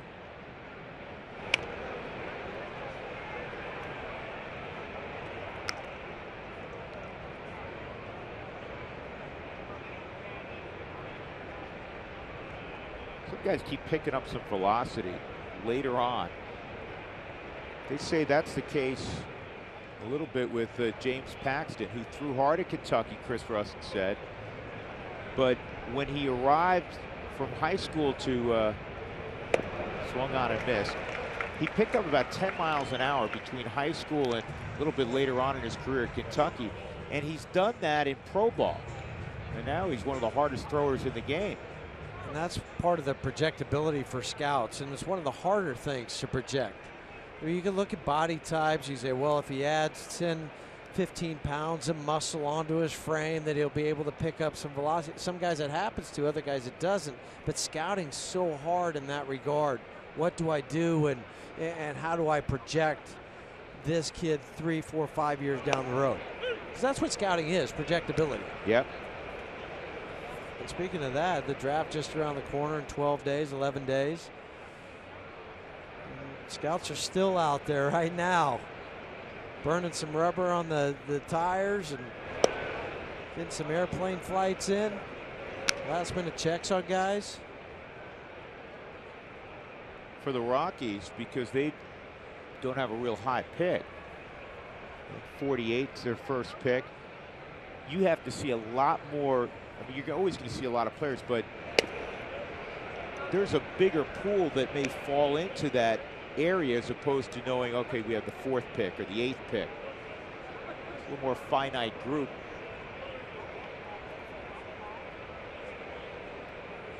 Two and one on Walters. Outside, 3-1. Tony a base hit and a little squibber out in front of the plate. So you know in about another week they'll be starting to get together, huddling up to figure out what the board's going to look like. Getting in those draft war rooms are a lot of fun. And Tony draws a walk. With one out, Charlie Blackmon coming up. Jenny, what's going on? Well, let's get some fun facts on Charlie Blackmon. He had quite a May, some ridiculous numbers in 28 games. He had 42 hits, and that included 16 doubles, 5 triples, and 6 home runs. Can you guys believe the last player with 40-plus hits and 5-plus doubles, triples, and home runs in any month? Ryan Sandberg. That was back in 1984, and if you want to know the last guy that did it in the month of May, Willie Mays. That's some pretty good company that Charlie's sitting with. Charlie's had an extraordinary year. He had an extraordinary year last year. The only guy who hit for a higher average last month, that's a strike, was Wilmer Flores of the Mets. We'll find out soon, in the next 3 or 4 days, if he was the player of the month for the month of May. A lot of voting going on for that right now. Got my vote. Got my vote too.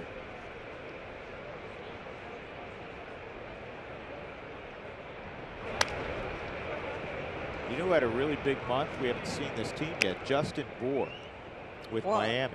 The only ever time I see him, he's hitting 500-foot home runs. He can 11. do that. I mean, that's all one the other day in Miami. They scraped the roof and it landed about 3 rows from the top. They got some big boys in that lineup. Yeah, there's another guy in that lineup, I think, who hits the ball really far.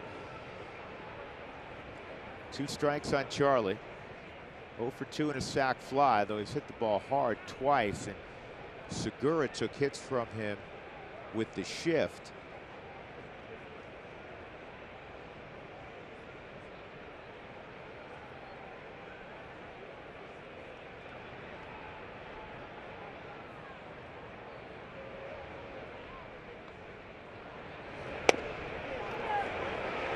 And Charlie strikes out. That's 5 strikeouts out of the bullpen for Lawrence. It's just real unusual for Charlie to strike out where it's a half swing, maybe not even a half swing, a 3rd swing.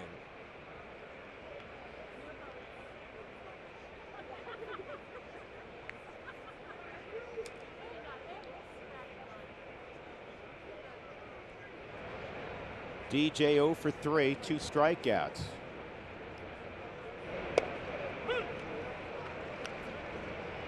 slider must be effective. Guys don't seem to be picking it up. When the right-handers tend to back up from it.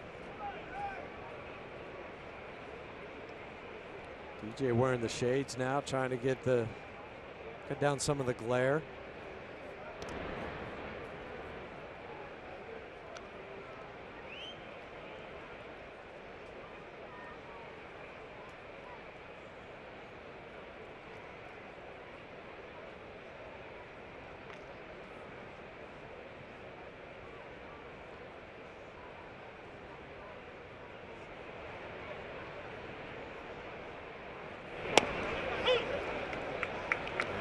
Paints with 91, and it's 0-2. Rockies up 6-2. Hits are pretty close. 7 for Colorado, 6 for the Mariners.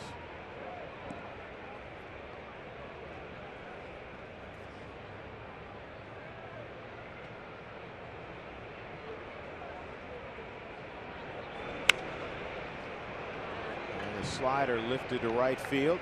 Coming on is Gamble. And the Rockies are done in their half of the 6th inning.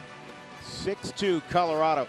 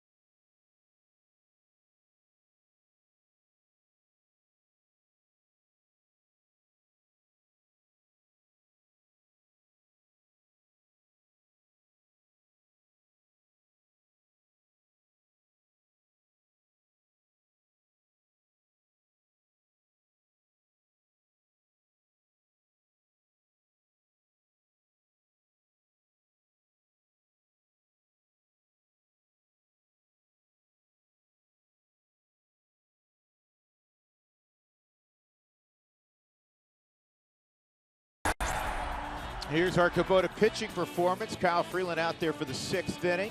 And though he's dealt with traffic, the bottom line is he's only given up 2 runs. And in the 6th inning, he'll have the bottom third of the order.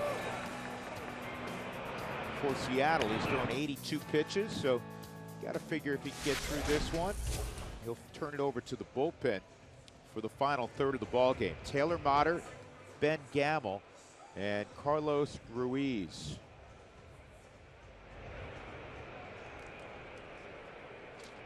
It's been a strange game from Freeland's perspective in that he's allowed the 6 hits. He's hit 3 guys, and he's walked a couple.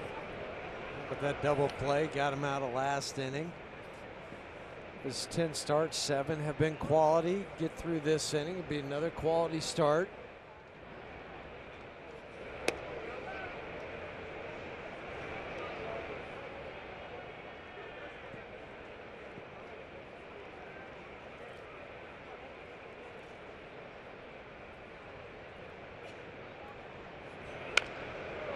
Motter hits it foul.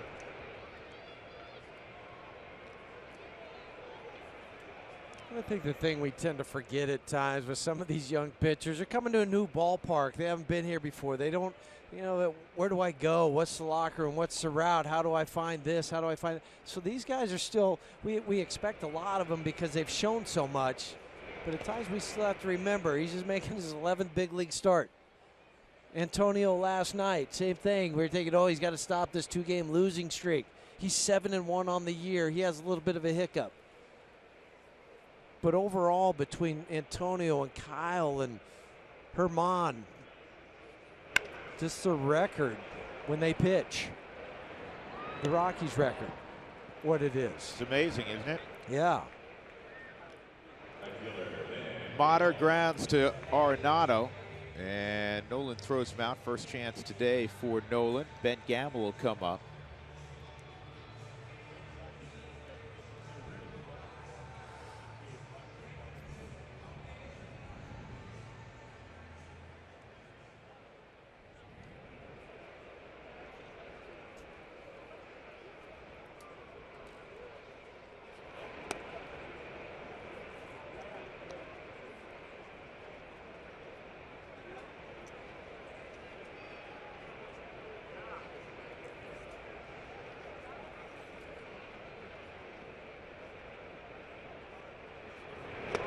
Oh, 2 on Gamble. They're throwing 2 pitches, 2 sliders. Throw him a third one. He hadn't picked up the first 2. And don't try to do anything more. Just throw it the same way you did number 1 and number 2. There you go. Like that? Like that. To get the strikeout. Good job coaching there, Huey. Well, that was pretty simple. Read swings.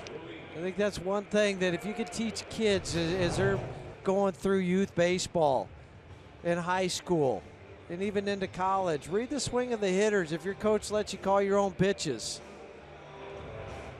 don't think I need to trick him because he didn't see the first 2, so I'll trick him and try to throw him a fastball. No, he couldn't hit the first 2. He's not going to hit the third one. Odds are he's not, right? No. Don't think too much. Carlos Ruiz gets a slider for a strike, 0-1. Strikeout, looking, and hit by a pitch on his back foot on an 0-2 delivery.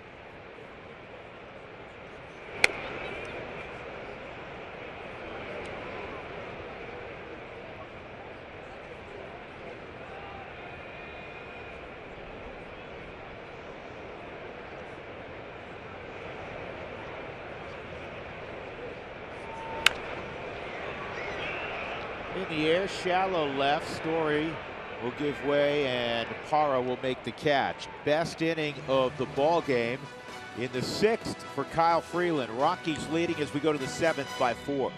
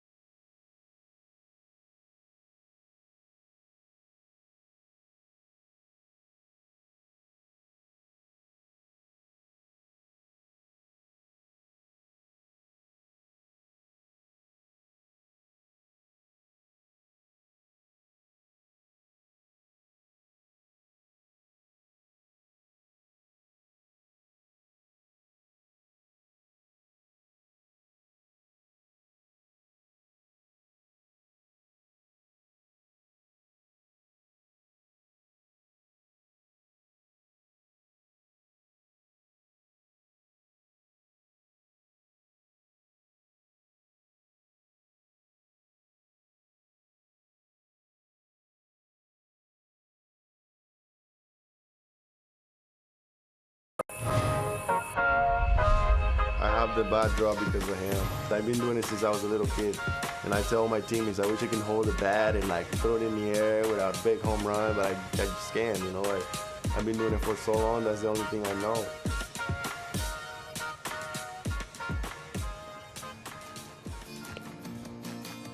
Ken Griffey Jr., to succeed in baseball as in life, you must make adjustments.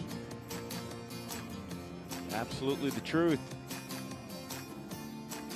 Yeah, we'll see Cargo this inning. Nolan, Cargo, and Mark Reynolds. Casey Lawrence still out there. I'm sure Scott Service is going to give him a big attaboy. He's saving their bullpen today as Gallardo went just 3 innings. The Rockies got after him for 5 runs. Nolan a home run and a pair of strikeouts. Looked like in his last at bat, he didn't pick up Lawrence. Well, we'll see if he makes an adjustment here. 2-0, good eye. Ken Griffey's son Trey is with the Indianapolis Colts. I had Trey in a bowl game a couple years ago. Played at Arizona. This ball is in the air to deep right field, and it's caught in the middle of the track by Gamble.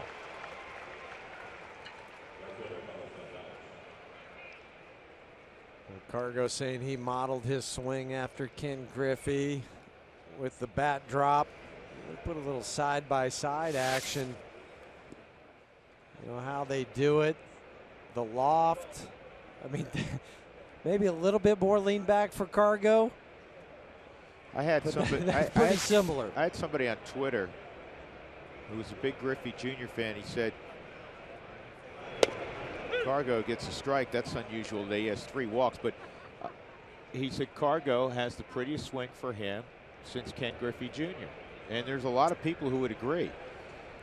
As we saw, just very, very similar. I think with Cargo, it's more of the leg kick to get to the landing spot than it was for Junior. But once they get that base and get that lead foot back in the ground, then it's almost a mirror image of each other. That's going to be a base hit the other way for Cargo. He's been on base 4 times today. Has a stolen base. He has 2 runs scored. That'll bring up Mark Reynolds. Another good sign with the 4 at-bats today. Been on base 4 times, scored a couple runs. And then you finally get a pitch to hit, and you lace it to left field. Reynolds, 2-run home run, 5-4-3 double play, and a strikeout.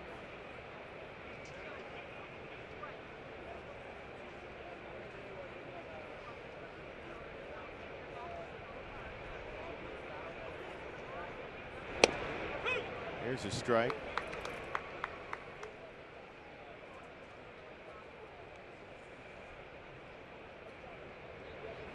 Well, Junior's the only Mariner to ever lead the league in home runs. This is the 40th season of Mariners baseball. He did it 4 times, 94, and then every year 97 through 99.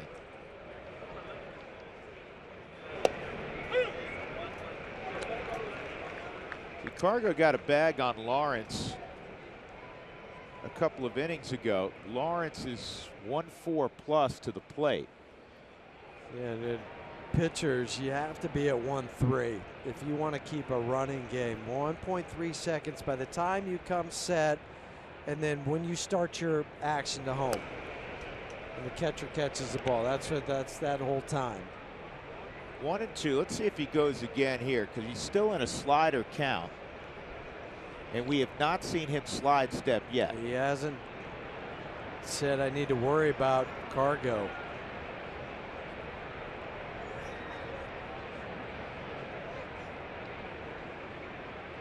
Not going, and that's strike 3.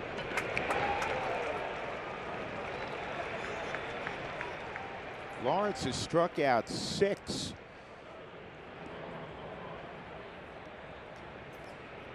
Well, fans, MLB.TV Premium is back and better than ever. You can watch every out-of-market regular season game live on over 400 supported devices. Visit MLB.TV for details. He had 14 strikeouts coming in 22 innings.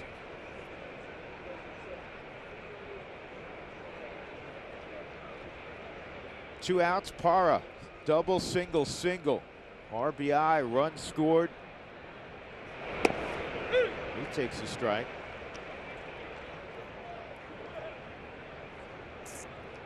Gerardo hitting .307 now. Parra's last start was on Monday. He had 2 doubles and a single, a couple of RBIs. The day before, he had a single, a 3-run home run, and a single. Scored 3 runs. Write his name in the lineup, you get 3 hits. It's a guarantee. Game's that easy, isn't it, Huey? Yeah. That's how it worked for you, didn't it? Yeah, well, he's 13 for his last 24. It's easy. Easy game.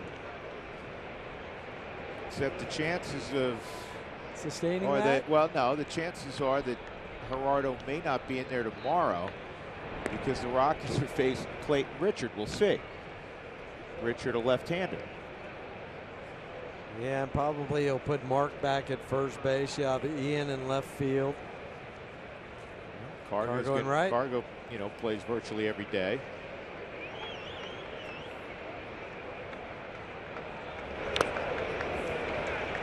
Well, it is because it is June 1st now, which is hard to believe. But Cargo is a .299 hitter in the month of June, and he already has a hit today. So yeah, he's in. Cargo likes the summer months. We know that. He likes it when it warms up just a few degrees. 1-2.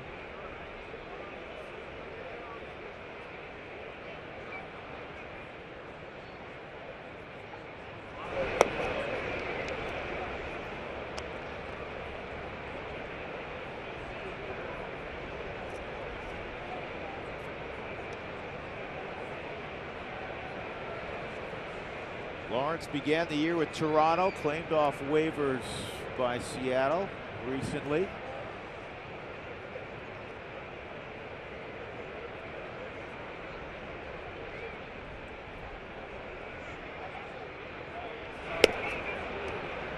And now it's 3-2. Desmond on deck. Cargo will move on the pitch. Valencia at first, so move behind the runner.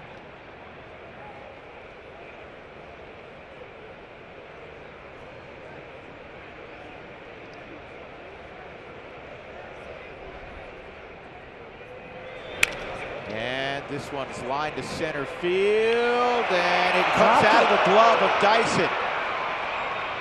And now trying to move up is Parra.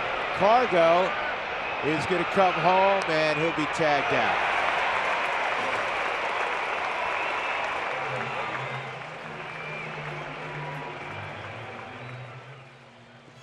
So that frame ends in a strange fashion. 6-2 Colorado, middle of 7.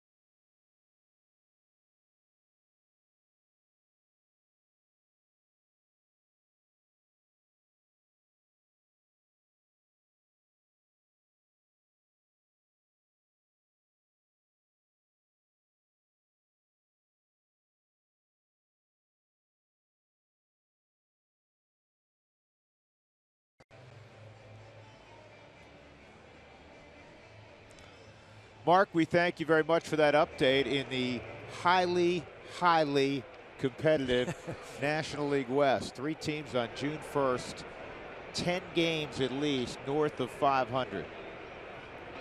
Some kind of crazy. Chris Russin's going to take over. He's going to get weak contact. Russin is going to go to the bag. Desmond unable to flip it to him, and it's going to be an infield hit for the speedy Gerard Dyson. And I don't know if they're going to get Dyson, even if that ball is fielded by Russin. Yeah, the only thing is if he's able to get that and keep running to first. But once he had to deviate and change his plan, you know, for Ian Desmond to try to get that flip off, it wasn't going to matter. It's going to be a base hit for Dyson. That's the first at bat for Dyson, because remember, Segura twisted his ankle sliding into second back in the 4th inning. Valencia now at the plate. Trying to think along with Buddy here. My guess is that you'd love to see Russin throw the 7th, McGee the 8th, and then Holland, depending on score, the 9th. That ball's inside on Valencia. Russin, as you know, has handled so many different spots in that bullpen. He's the one guy that when the phone rings, he's got to spring up from the 3rd inning to the 8th. Never know if that phone call's for me. And did that hit him? I think it's just a wild pitch. It's 2-0.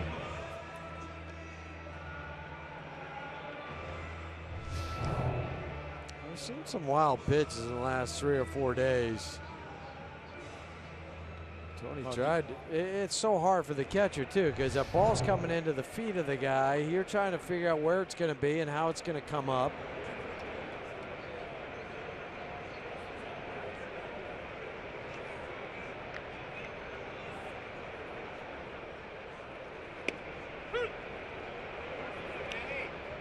Two balls and a strike on Valencia. Cano on deck. Freeland went 6 innings, allowed 2 runs, 6 hits, 2 walks, 3 strikeouts. He did hit 3 batters. His best inning was his last inning. 1, 2, 3 in the 6th.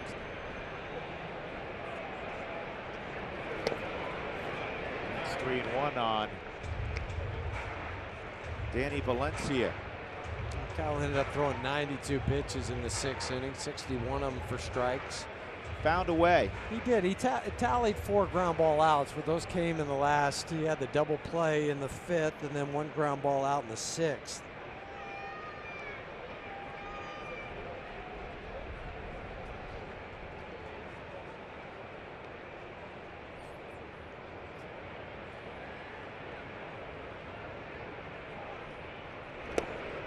Strike 2 on Valencia. Valencia's not happy. You could take a walk. And it's kind of been this way all day long. It's right at the bottom of the Subaru strike zone. He's been very antsy at the plate today.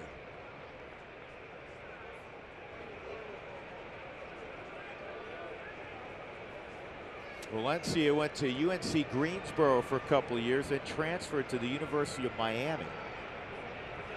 And this is bounced up the middle.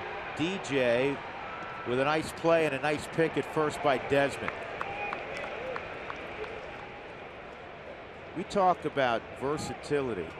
You have to have infield versatility. And what I mean by that is not, well, can the third baseman play first base or can the second baseman play shortstop? You know where I'm going with this. Because of different positioning in today's game. Yeah, the different shifts that you have, the different arm angles that infielders have to throw from. DJ on the shortstop side, and then you have the versatility of Ian going over there at first base, making the pick.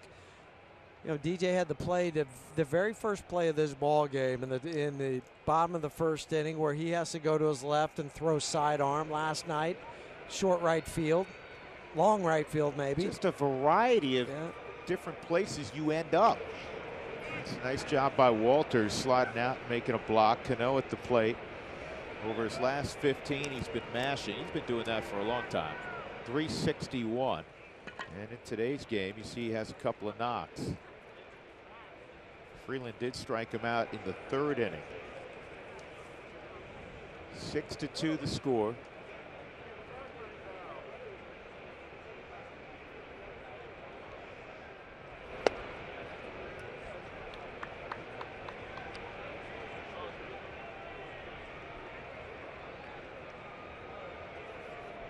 The difference too right now for Chris Russell, I know you don't want to put another runner on, and you're trying to manage outs compared to the runner at third base, but you got Boog Powell on deck, a left-handed hitter instead of Nelson Cruz.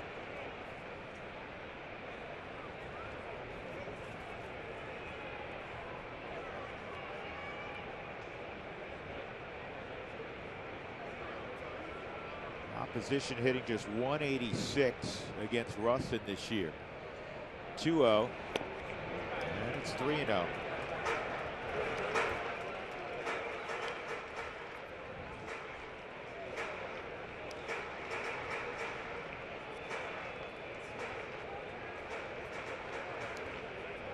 Chris gave up 4 runs on April 26 against Washington. Since that time, he has an 0.96 ERA.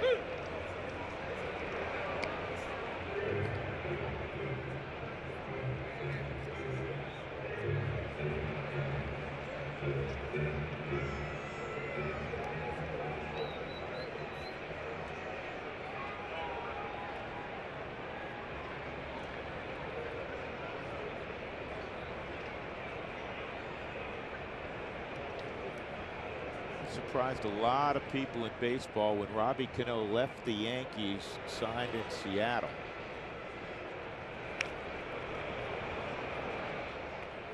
Might have had a few million reasons to do that. He was going to get have a few million reasons in different places, right? Yeah. But I think the 10-year deal, I think that may be what sealed it for Robbie, to know that you're going to be in one spot. How many more of those types of deals do you think we're going to see going forward? Very few. Very few. That's a long time. And I almost think you have to look at it as you're paying a guy in arrears. Now, he had never played for Seattle. But you're going to see some teams hold on to a guy and they go, okay, well, he was great early and we were only paying him, I put only, folks, you know, the MLB minimum, which is $535 now. That's a walk to Cano. 1st and 3rd, 1 out. Well, for Cano, he signed through 2023.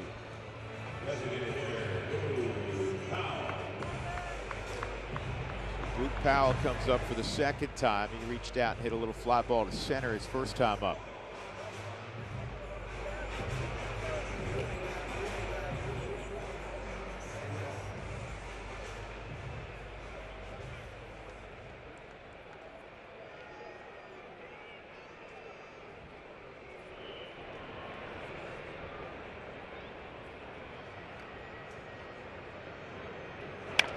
Down the line, fair ball. 1 runner scored. Cano will stop at 2nd as the ball kicked to Parra. It is 6-3.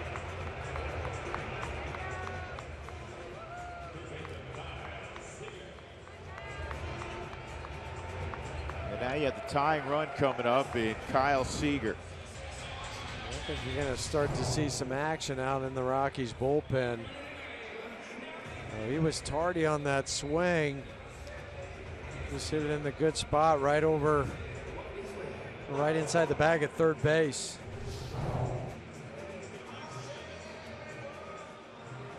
Well, the whole inning started with a bad baseball break, and that you made a really good pitch. You got really weak contact against Gerard Dyson, but he reached.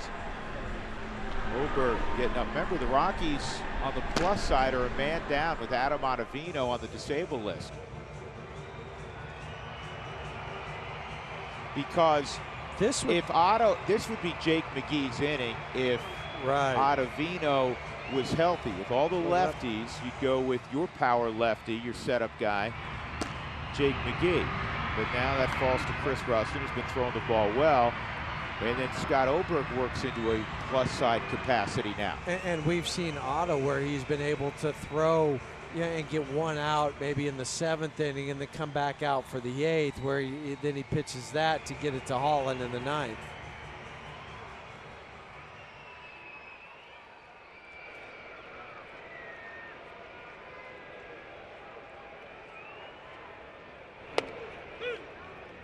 .93 from Russin for a strike on Seager. Seager last year hit a career best 30 home runs, 26 the previous year, 25 in 2014. He was an all-star in 2014. He's a good hitter. What was in the water in the Seager household? Growing up, because they can hit. That's what they can do.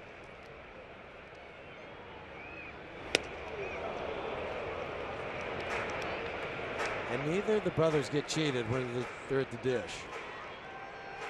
They're both ultra aggressive. We always talk about Corey, who we see all the time. You can't throw him a first pitch cookie because he's firing more often than not at that first pitch. It reminds me of Jeff Francoeur from that standpoint.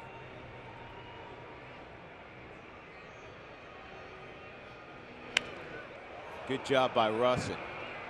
Now battling the sun is Story. And you get an infield fly rule. 2 outs.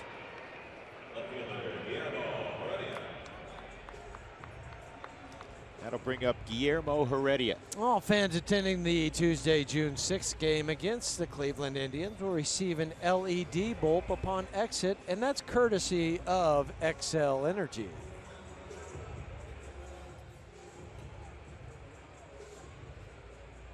Heredia hit a home run in the 2nd, a line drive to left. Walk and a 6-4-3 double play. 2 outs, and that's on the outside corner. Russin in his career has been a starter, he's been a reliever. And Chris has had far more success in this role than as a starter. ERA in the 2s as a reliever and over 5 as a starter. I think this role suits him well, where it's coming out. He can give you, one time through the order. He's got an arm that bounces back and throw every day. If you need him to get up a couple times during the game and still come into the game, not a problem. Line drive, foul. That would have been a big problem.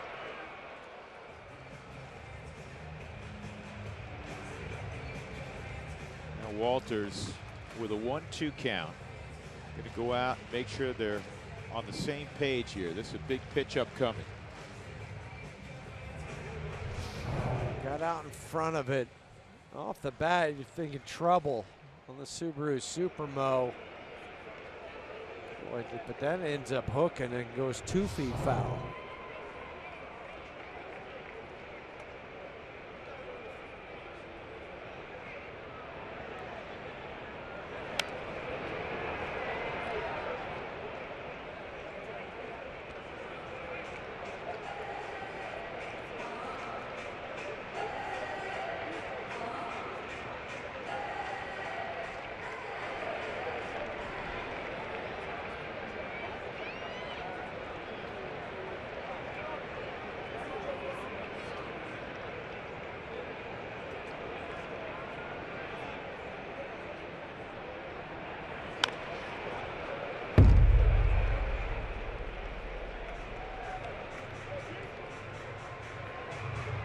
So it remains a ball and 2 strikes, a run in. 2 outs in the 7th. The Rockies ahead 6-3.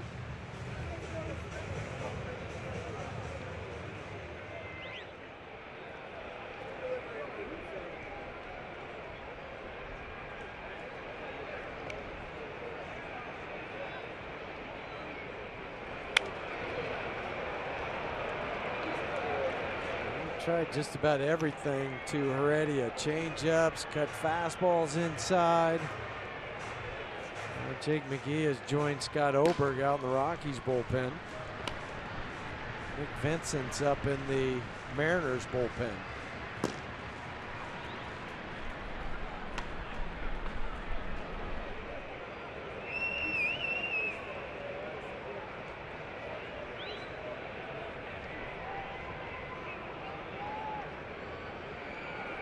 Got him. Got him to chase away. Good job by Russ, and he does give up a run, but he gets Heredia with 2 men aboard. The Rockies lead it 6-3 going to the 8th.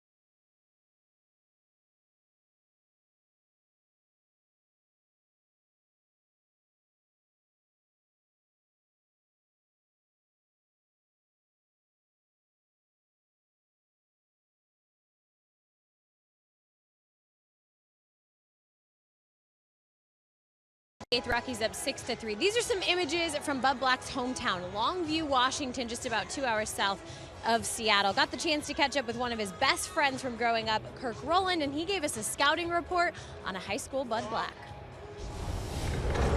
Would probably be the last guy you would think that would pitch in the major leagues for 15 years and become a major league manager. He was not physically very big. He was little Buddy Black then, and you know, he was very smart. You knew that, you know, he knew the game, but when he came to Lower Columbia College, he got stronger, he got better, and next thing you know, the little thumber, the little left-hander, had enough on the fastball, and with that incredible breaking pitch that he was going to have a chance at the college level. Well, I think you can tell from probably just that 30 seconds there that Bud Black and Kirk Rowland are very similar. They have a lot of similar mannerisms, and they've been best friends for so long. But it was so much fun to hang out with Kirk all day in Longview on Monday. I got the chance to go there. He's actually the athletic director now at Lower Columbia Community College, where Bud Black went before San Diego State. And their team happened on Monday to win the NWAC championship. So to see them celebrate that and just talk to people all over the town about who Bud Black is and what he means to that town. He means so much. He left when he went to San Diego State, and he's never moved back, but he left his thumbprint there, and his name is out in the center field wall at Lower Columbia, and all kinds of generations had stories about Buddy Black. And just again, that inspirational story of watching a guy come from that small town, the paper mill town, to go on to the big leagues. So pretty cool to catch up and get an idea where he comes from. He takes great pride, Jenny, in being from around here, and he had fun with you. I know being at Lower Columbia College, he said, hey, that dog pile was pretty cool. He's just always in the moment, isn't he? That's a great thing about Buddy. Strike 3 on Desmond. There's something about Lawrence. I keep saying they must not be picking him up, but Lawrence, who's not a big strikeout guy, has 7 strikeouts in 4 1/3. And this the Rockies, believe me, they'd love to add on now. This isn't in the hip pocket. No, and especially after the run that the Mariners scored in the bottom of the 7th inning. But Casey Lawrence started the year in Buffalo, was there for a couple days and got called up to Toronto. And as you said, Drew, was designated for assignment in early May. Here's Story. Now he's working on 4 1/3 innings.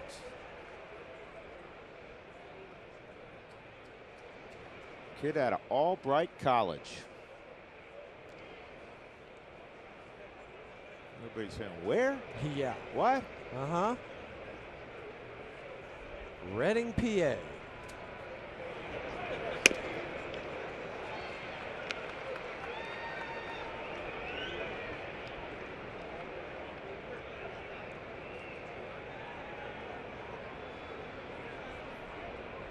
Two strikes on Story. He had a base hit in the first to drive, excuse me, in the second to drive in a run, 1 for 3.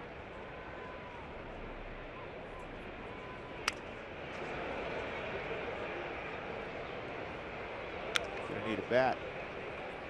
Right off the end.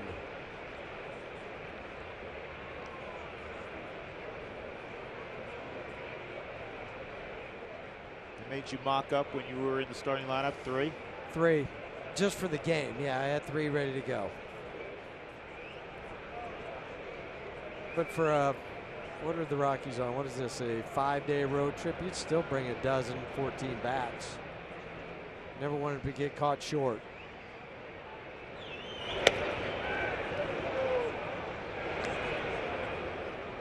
Got a little velo too. Sneaky velo. Yeah, that big leg kick.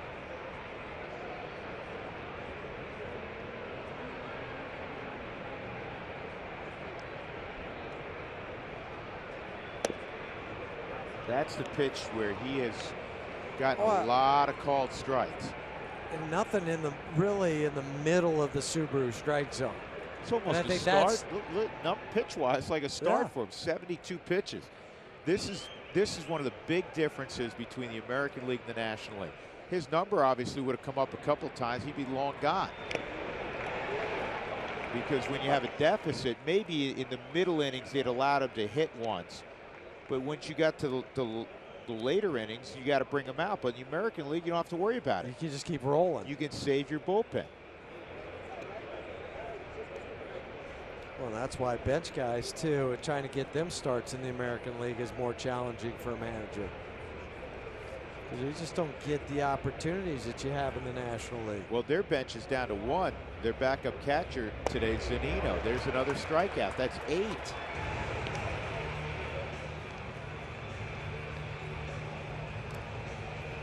Two of their bench guys had to come in because of injury. Powell in the DH spot for Cruz, who got hit on the hand, stayed in initially, then came out. And Segura jammed his ankle sliding into second base when he was tagged out. So Motter moved from the outfield to short, and Gerard Dyson came into the ball game. Morris did have a start over a month ago on the 22nd where he threw 97 pitches, but that's a long time in between to say, okay, he threw 97 pitches back on the 22nd of April, and here we are June 1st, and I need you to go out there again and give me another 70 to 80 pitches.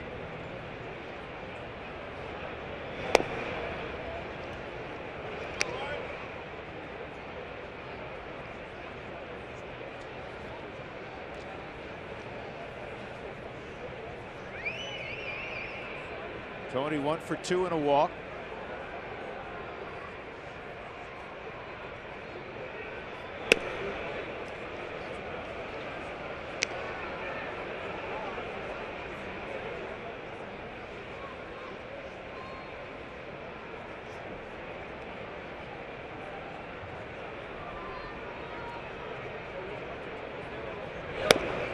And on 4 pitches, he'll go to first, and Blackman will come up.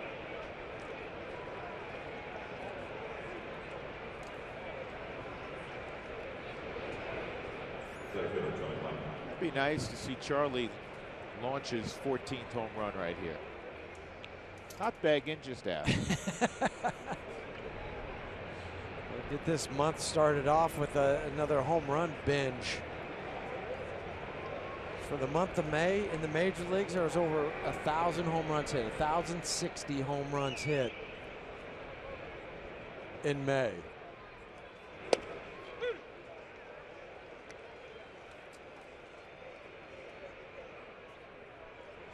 First pitch strike on Charlie.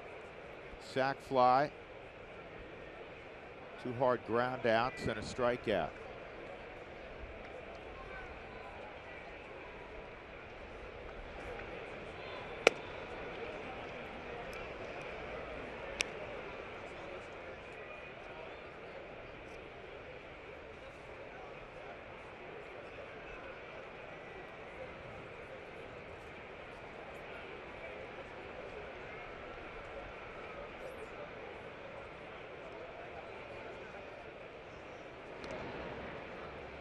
You might be thinking, where are those home runs that were hit in the month of May? Where does it rank all time? Second. Back in 2000. That's something. A lot of home runs last August.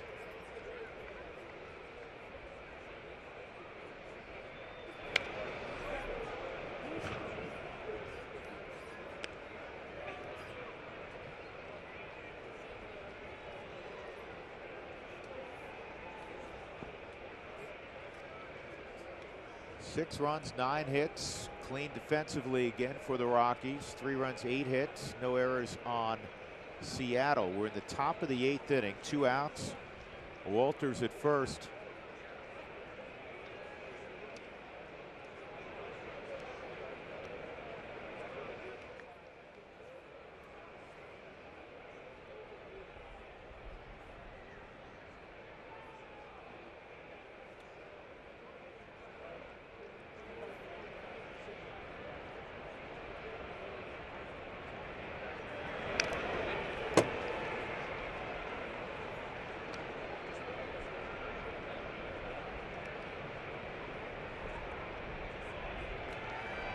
Rockies in the midst of playing 15 out of 20 away from home. They had the longest road trip of the year. Just concluded a few days ago. They came home, took 2 or 3 from St. Louis, lost the 2 ball games against these Mariners. They'll go to San Diego for 3, and then an odd deal where they'll just play 2 against Cleveland, then go right back out on the road. I can't remember the last time I'd been around a team that had just a 2-game homestand. I haven't seen that before. That's what I'm trying to think. Go back in my memory bank and thinking about it. And that's weird.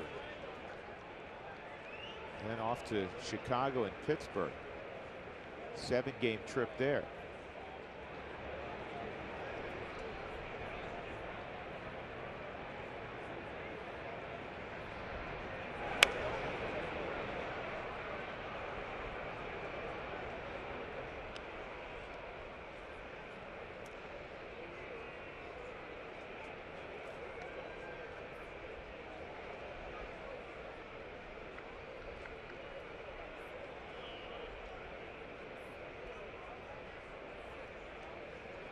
Yeah, the Rockies have just 9 home games in June.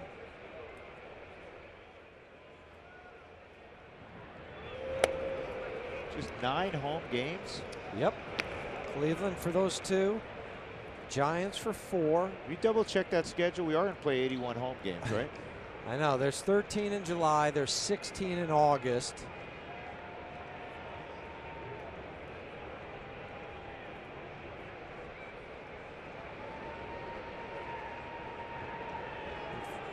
Walters. 14 in September plus the 1 in October.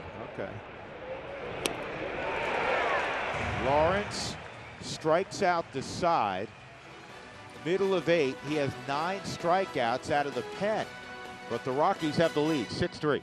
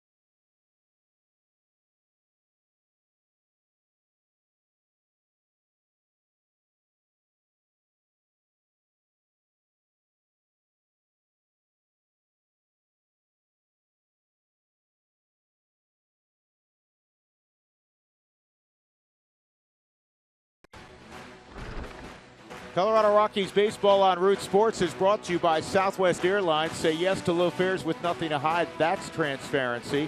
And by Wells Fargo. Wells Fargo customers get your 2-for-1 Rockies club level tickets by visiting wellsfargo.com/Rockies. Plenty to do on the water here because there is a lot of water around here. Puget Sound. And that is a nice large marina. 6-3, the Rockies leading. Taylor Motter's going to lead it off, and the Rockies have Jake McGee, who's had a great year on the hill in the 8th. Jake, 21 ball games, 20 2/3 innings, just 14 hits, 29 strikeouts to go for Jake. Motter in at shortstop now. He started today in left field. Taylor Motter played up the middle at Coastal Carolina with Tommy La Stella, a couple big leaguers, huh? They were not on the national championship team. No. They were there. And but I think they set some of the groundwork for it. Yeah. Motter was drafted back in 2011 in the 17th round. 2-1.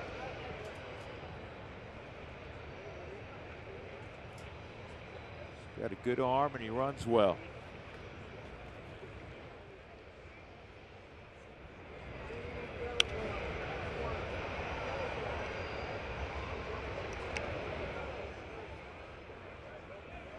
Motter supposedly broke like 15 bones in his body growing up at different times because he was one of those kids. He was into everything. Daredevil, and he kind of plays baseball that way. 2-2. 15 bones. Yeah. Ouch. You wonder how he had time to compete in all the sports. He's on the shelf a bunch. So they had an express lane for him at the hospital. Oh, here comes the Motter family again.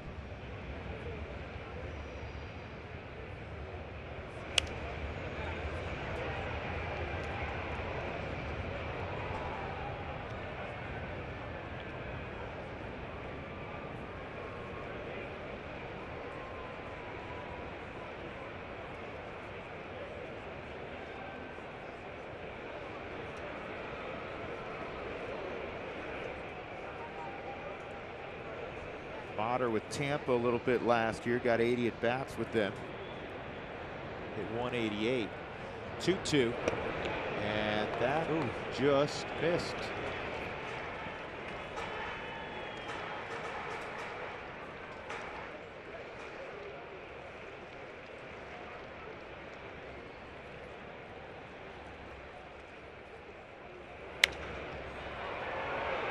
Carr going right.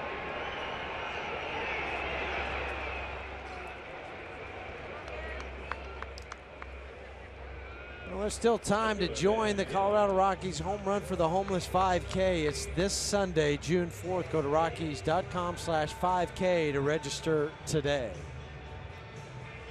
Hey, real quick, Sully helped us out with something. Remember earlier we were talking about when Biggio had that 5-for-5 day in his 3,000th hit, he tried to stretch a single into a double, and I was trying to remember who threw him out. And I said, was it Cargo?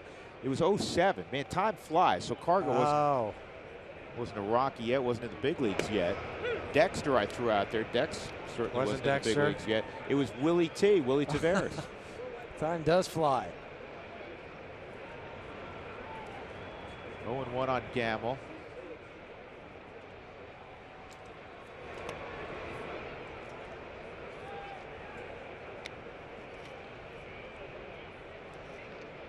Give a quick shout out to Colorado Mesa, who plays tonight, continuing on in the Division II World Series.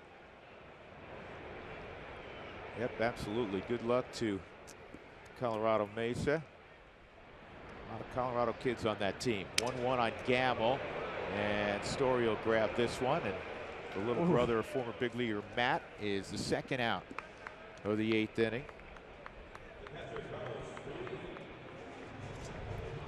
That'll bring up Carlos Ruiz.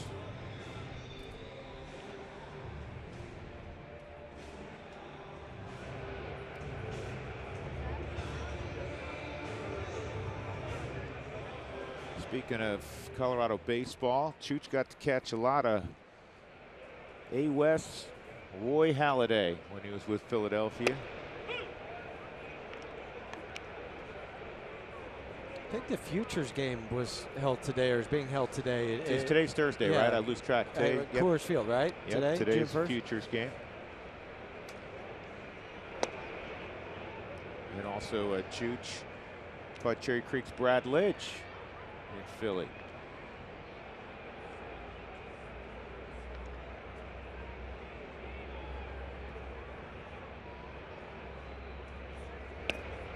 Two and one.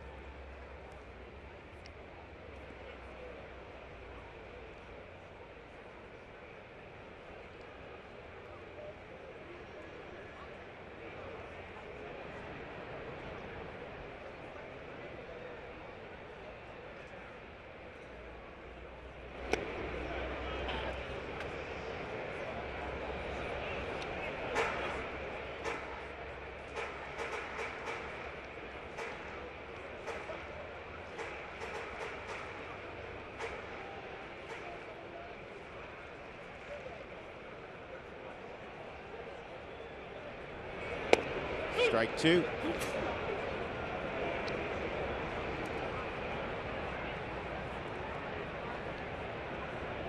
Keep it there in the Subaru strike zone. You'll have good luck against Chooch.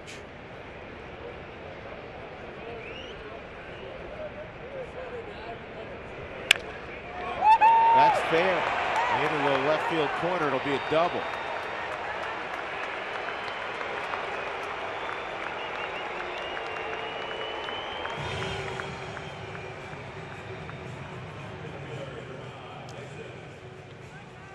Fifth double of the season for Carlos. Talked about keeping it down on Chooch. That one's belled high. Nolan lays out. Those hurt when you lay out and you don't come up with the baseball. Nolan roll onto his back saying, ow. Chooch has 10 hits this year, 5 are doubles. Even the crowd got into it a little bit with the Chooch. Gerard Dyson, an infield hit and a run scored last inning.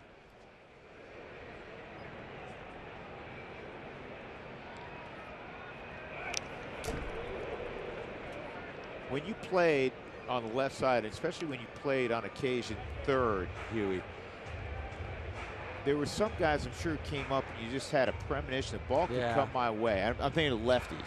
Yes. Because Dyson typically slaps it, gets overmatched by better fastballs. Probably in Nolan's mind, it could come his way. Well, and the thing for Nolan, too, that helps him is, you know, he might bunt, too, so you're already in on the grass. So you know it's going to be a reaction type of play. And it's not to say you're ever out there thinking, oh, but ball's not coming to me.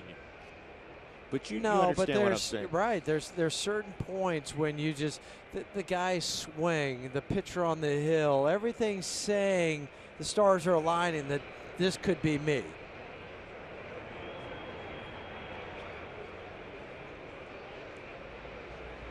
One. That's why it's so important. Only catchers and pitchers to read swings, but your fielders, the 7 guys that are behind the battery, to read swings. And that's where you hope with the new metrics and moving guys in different position. I know that the infielders still have a little latitude as far as how they can move. Because I can see what sign is being called. I know what pitch is being thrown, and I know a guy's swing, so I might cheat a step or two. 97 misses, 2-2. But for me, with the shifts, you know, it can't just all be about velocity. It has to be, can he locate on some of those places? Because one guy's velocity might be the same as another guy's, but his pitchability is better. Good point. Or you might have more movement on a 94-mile-an-hour fastball than the other guy. Sometimes velocity can play up or down. Guys who hide it well, they're 95. They play like 100. But again, it goes back to reading swings of the hitter. That's what you're also doing as an infielder. And that's where that premonition of, hey, he might hit it to me, might be the final factor. 2-2. And that skips to the backstop. 3-2. It's been a strange one from a pitching standpoint. Yeah, you've had 3 hit batters. You've had, I think, 2 wild pitches. And the Rockies have walked 3 in the game overall. And this is the guy you want. You're left on left. You got Dyson up there. You don't want Valencia to come up. The right-hander down by 3 runs. No, absolutely. This is the guy you want. No, not that guy. The guy at the plate. Yeah. This guy. He got him. Big strikeout from Jake McGee. Ruiz stranded at third base. We are through 8 innings in Seattle. The Rockies 6 and the Mariners 3.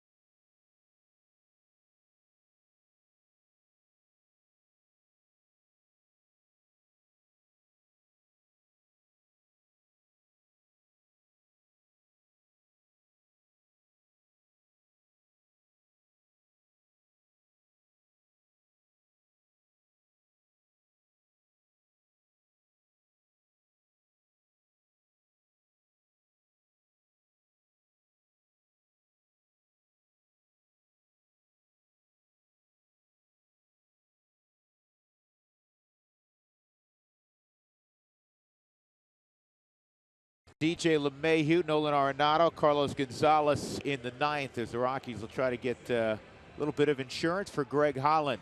Tony Zick has been good, hard-throwing right-hander, 2.63 ERA, and he'll follow up Casey Lawrence. Lawrence, what a job he did for Seattle, keeping them in the game. 5 innings, he allowed 1 run on 3 hits. He walked 3, he struck out 9. Tony Zick's an interesting story also. Zick was in the White Sox organization after a really good career as a closer at Louisville. And he kind of stalled there. And he was sold to the Mariners at the end of spring training a couple of years ago for $1. $1. Really? Just sold. Hey, I tell you what, I got this player. He's really good. I don't know. Give me $1. Give me $1. Kidding me? I mean, does that transaction actually really take place with $1? I mean, I'm sure it has to. There's got to be a paper trail, I'm sure. I mean, it's not even, hey, I'll buy you dinner. The old bag of balls was worth more. But, hey, listen, for Tony Zick, he's made good. Yes, he has. Mariners made some adjustments with him.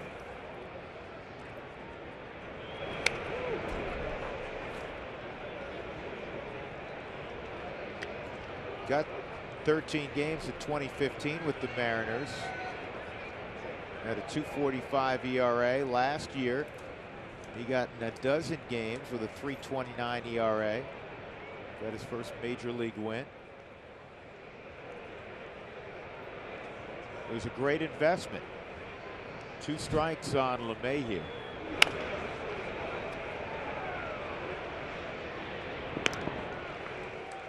We'd all like that return on a dollar investment.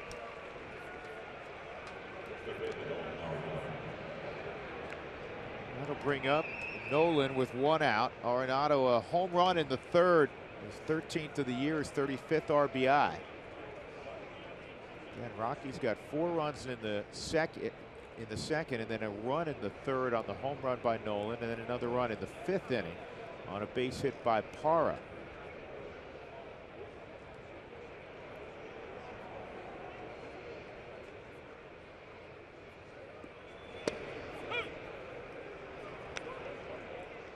Get an arm that throws in the mid to upper 90s for $1. Yeah. And you wonder then, was it that much of a mechanical adjustment that he picked up 3 or 4 miles an hour? Or did he quit throwing maybe a changeup and just said, you're a 2-pitch guy, fastball slider, get him up on top more? I mean, that's where you wonder what happened and what led to the adjustments that he made. He's a burly guy, big forearms. He looks like he should throw hard, right? Yeah, he does. He stands out on the mound, commands some presence.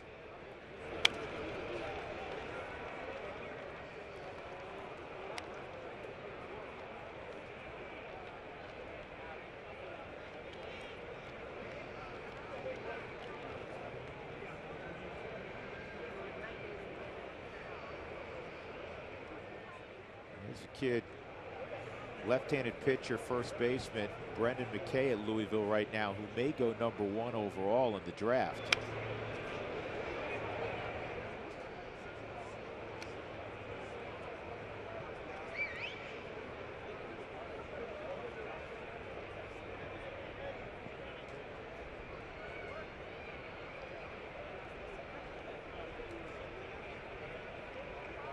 Or is it going to be the high school kid?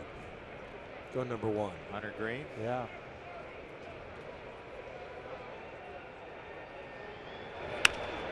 This ball in the air to right.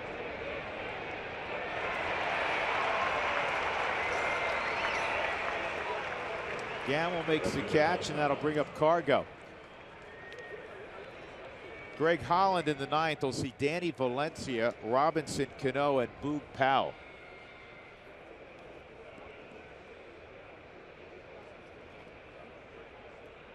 Cargo's had perfect day. He's been on all 4 times. 3 walks and a base hit. He has scored 2 runs. He's also picked off his first stolen base of the year.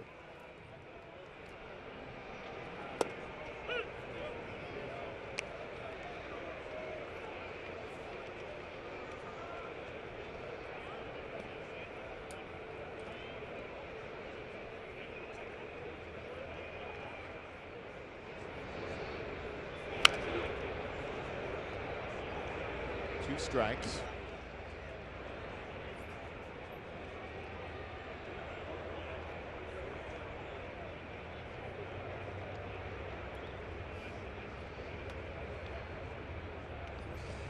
Doug's got a beauty here.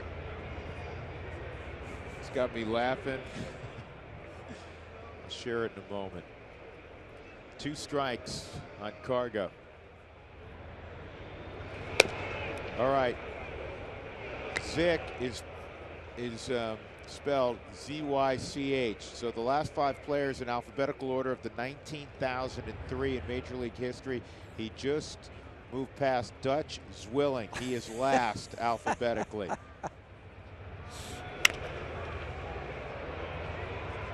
Only Doug could come up with something like that. Only Doug would think of coming up with something like that. So we go to the 9th, the bottom half of the Rockies will try to get the final 3 outs, up by 3.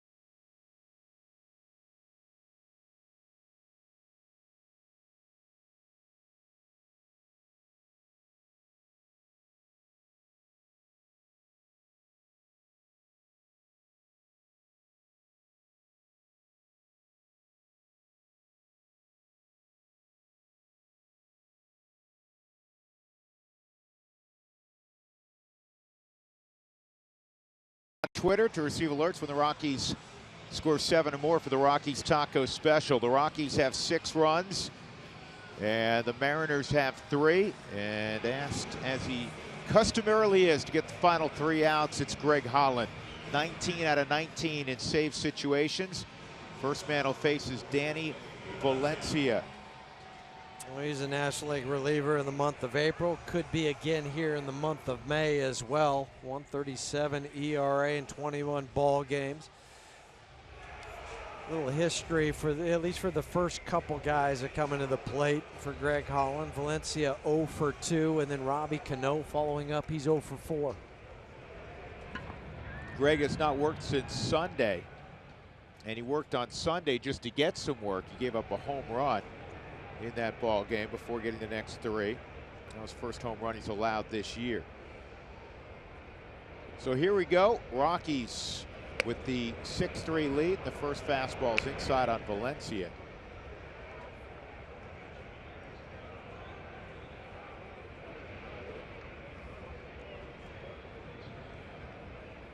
Kyle Freeland on the plus side. He went 6 innings, allowed 2 runs. Valencia swung. It's 1-1. I'm going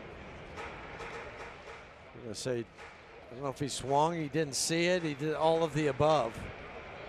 That slurve got him.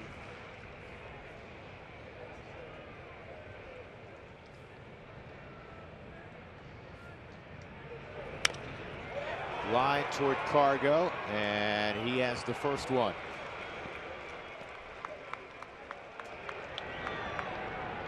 That'll bring up Robinson Cano.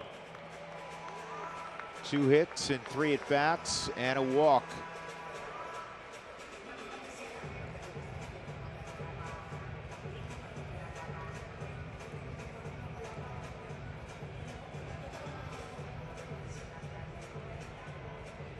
Giovanni Gallardo started and gave up 5 runs in just 3 innings against the Rockies. 2 more outs, he's going to fall to 0-6 lifetime against Colorado.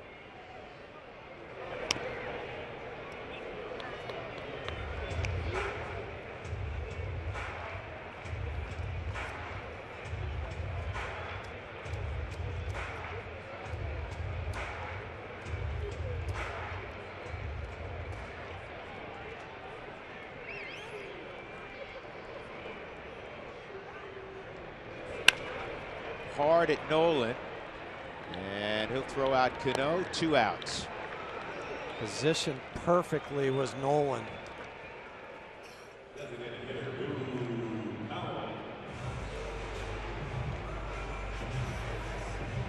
Two outs, nobody on. Boog Powell for the 3rd time. Again, he came in when Nelson Cruz stepped out of the ball game. He was hit on the hand.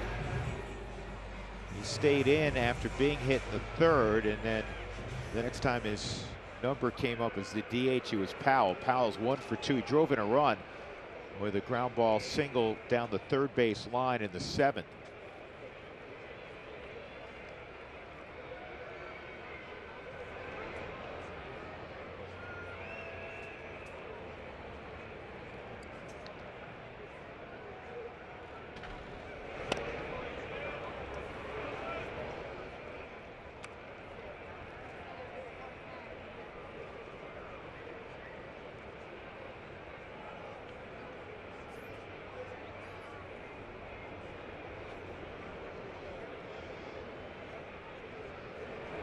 Here's the 1-0. That hit I thought it might have got Brian on the hand. It did, not much of a reaction.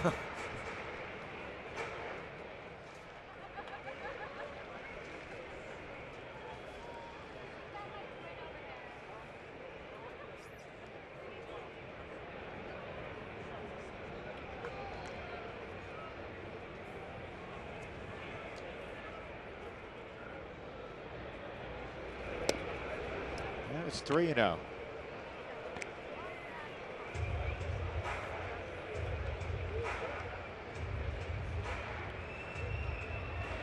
Come all the way back. I get a happy fly right now down to San Diego.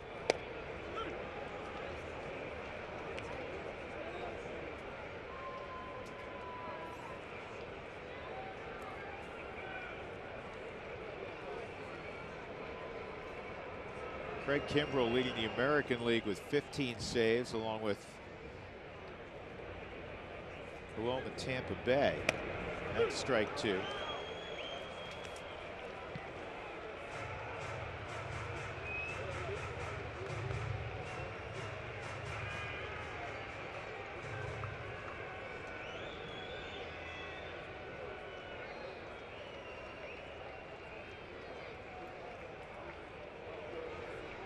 Here's the saves leader in the National League, and he just walked Powell. So Seager will come up.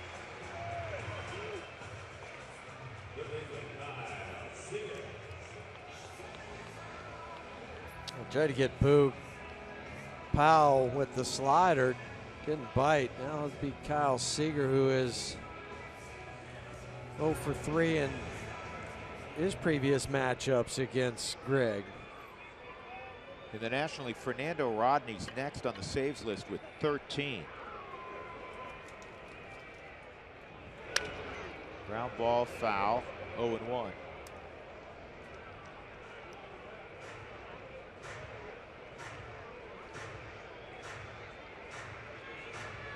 Rocky's not worried about Boog Powell taking off and running.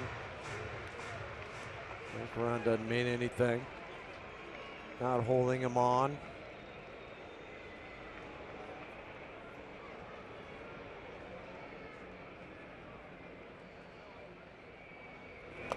Oh, 2 on Seager. Powell goes to second.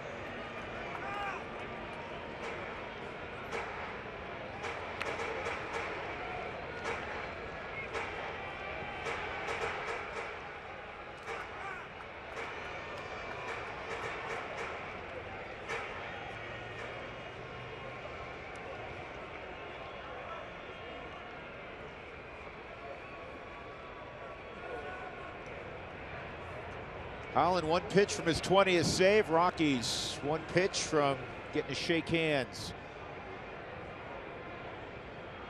0-2. Splitter in the dirt, 1-2.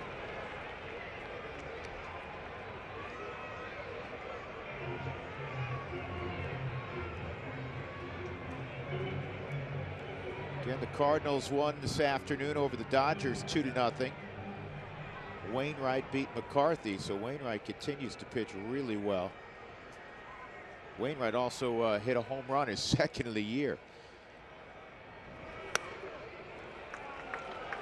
He was on that list the other day. His first major league hit was also a home run. We didn't get to this because Gallardo wasn't around a long time and he's not hitting, being in the American League, but Gallardo in his career has hit home runs off of Randy Johnson, Matt Cain, and Edinson Volquez, among others. Swung on and missed. There's the ball game. The Rockies snap a little 3-game losing streak. They have knocked off the Mariners this afternoon 6-3 for their 34th win, and they move back to first place in the National League West. The Mariners fall to 25-30. Kyle Freeland's now 6-3. Giovanni Gallardo is 2-6, 0-6 lifetime against the Rockies. And Greg Holland, a major league best 20 saves. He's 20 out of 20. All right, Jimmy John's delivery of the game. The Rockies did not have a lead in this series until Mark Reynolds hit a 2-run home run off Gallardo in the second. That started a 4-run rally in inning number 2 as the Rockies moved on to a 6-3 victory. Much needed one. And as Jeff Houston said, it'll make for a happy flight down the coast to San Diego to open up 3 tomorrow night against the Padres. From here in Seattle, beautiful Northwest city, we go to Denver, another beautiful city. Here's Mark Stott and Corey Sullivan. Guys, all yours.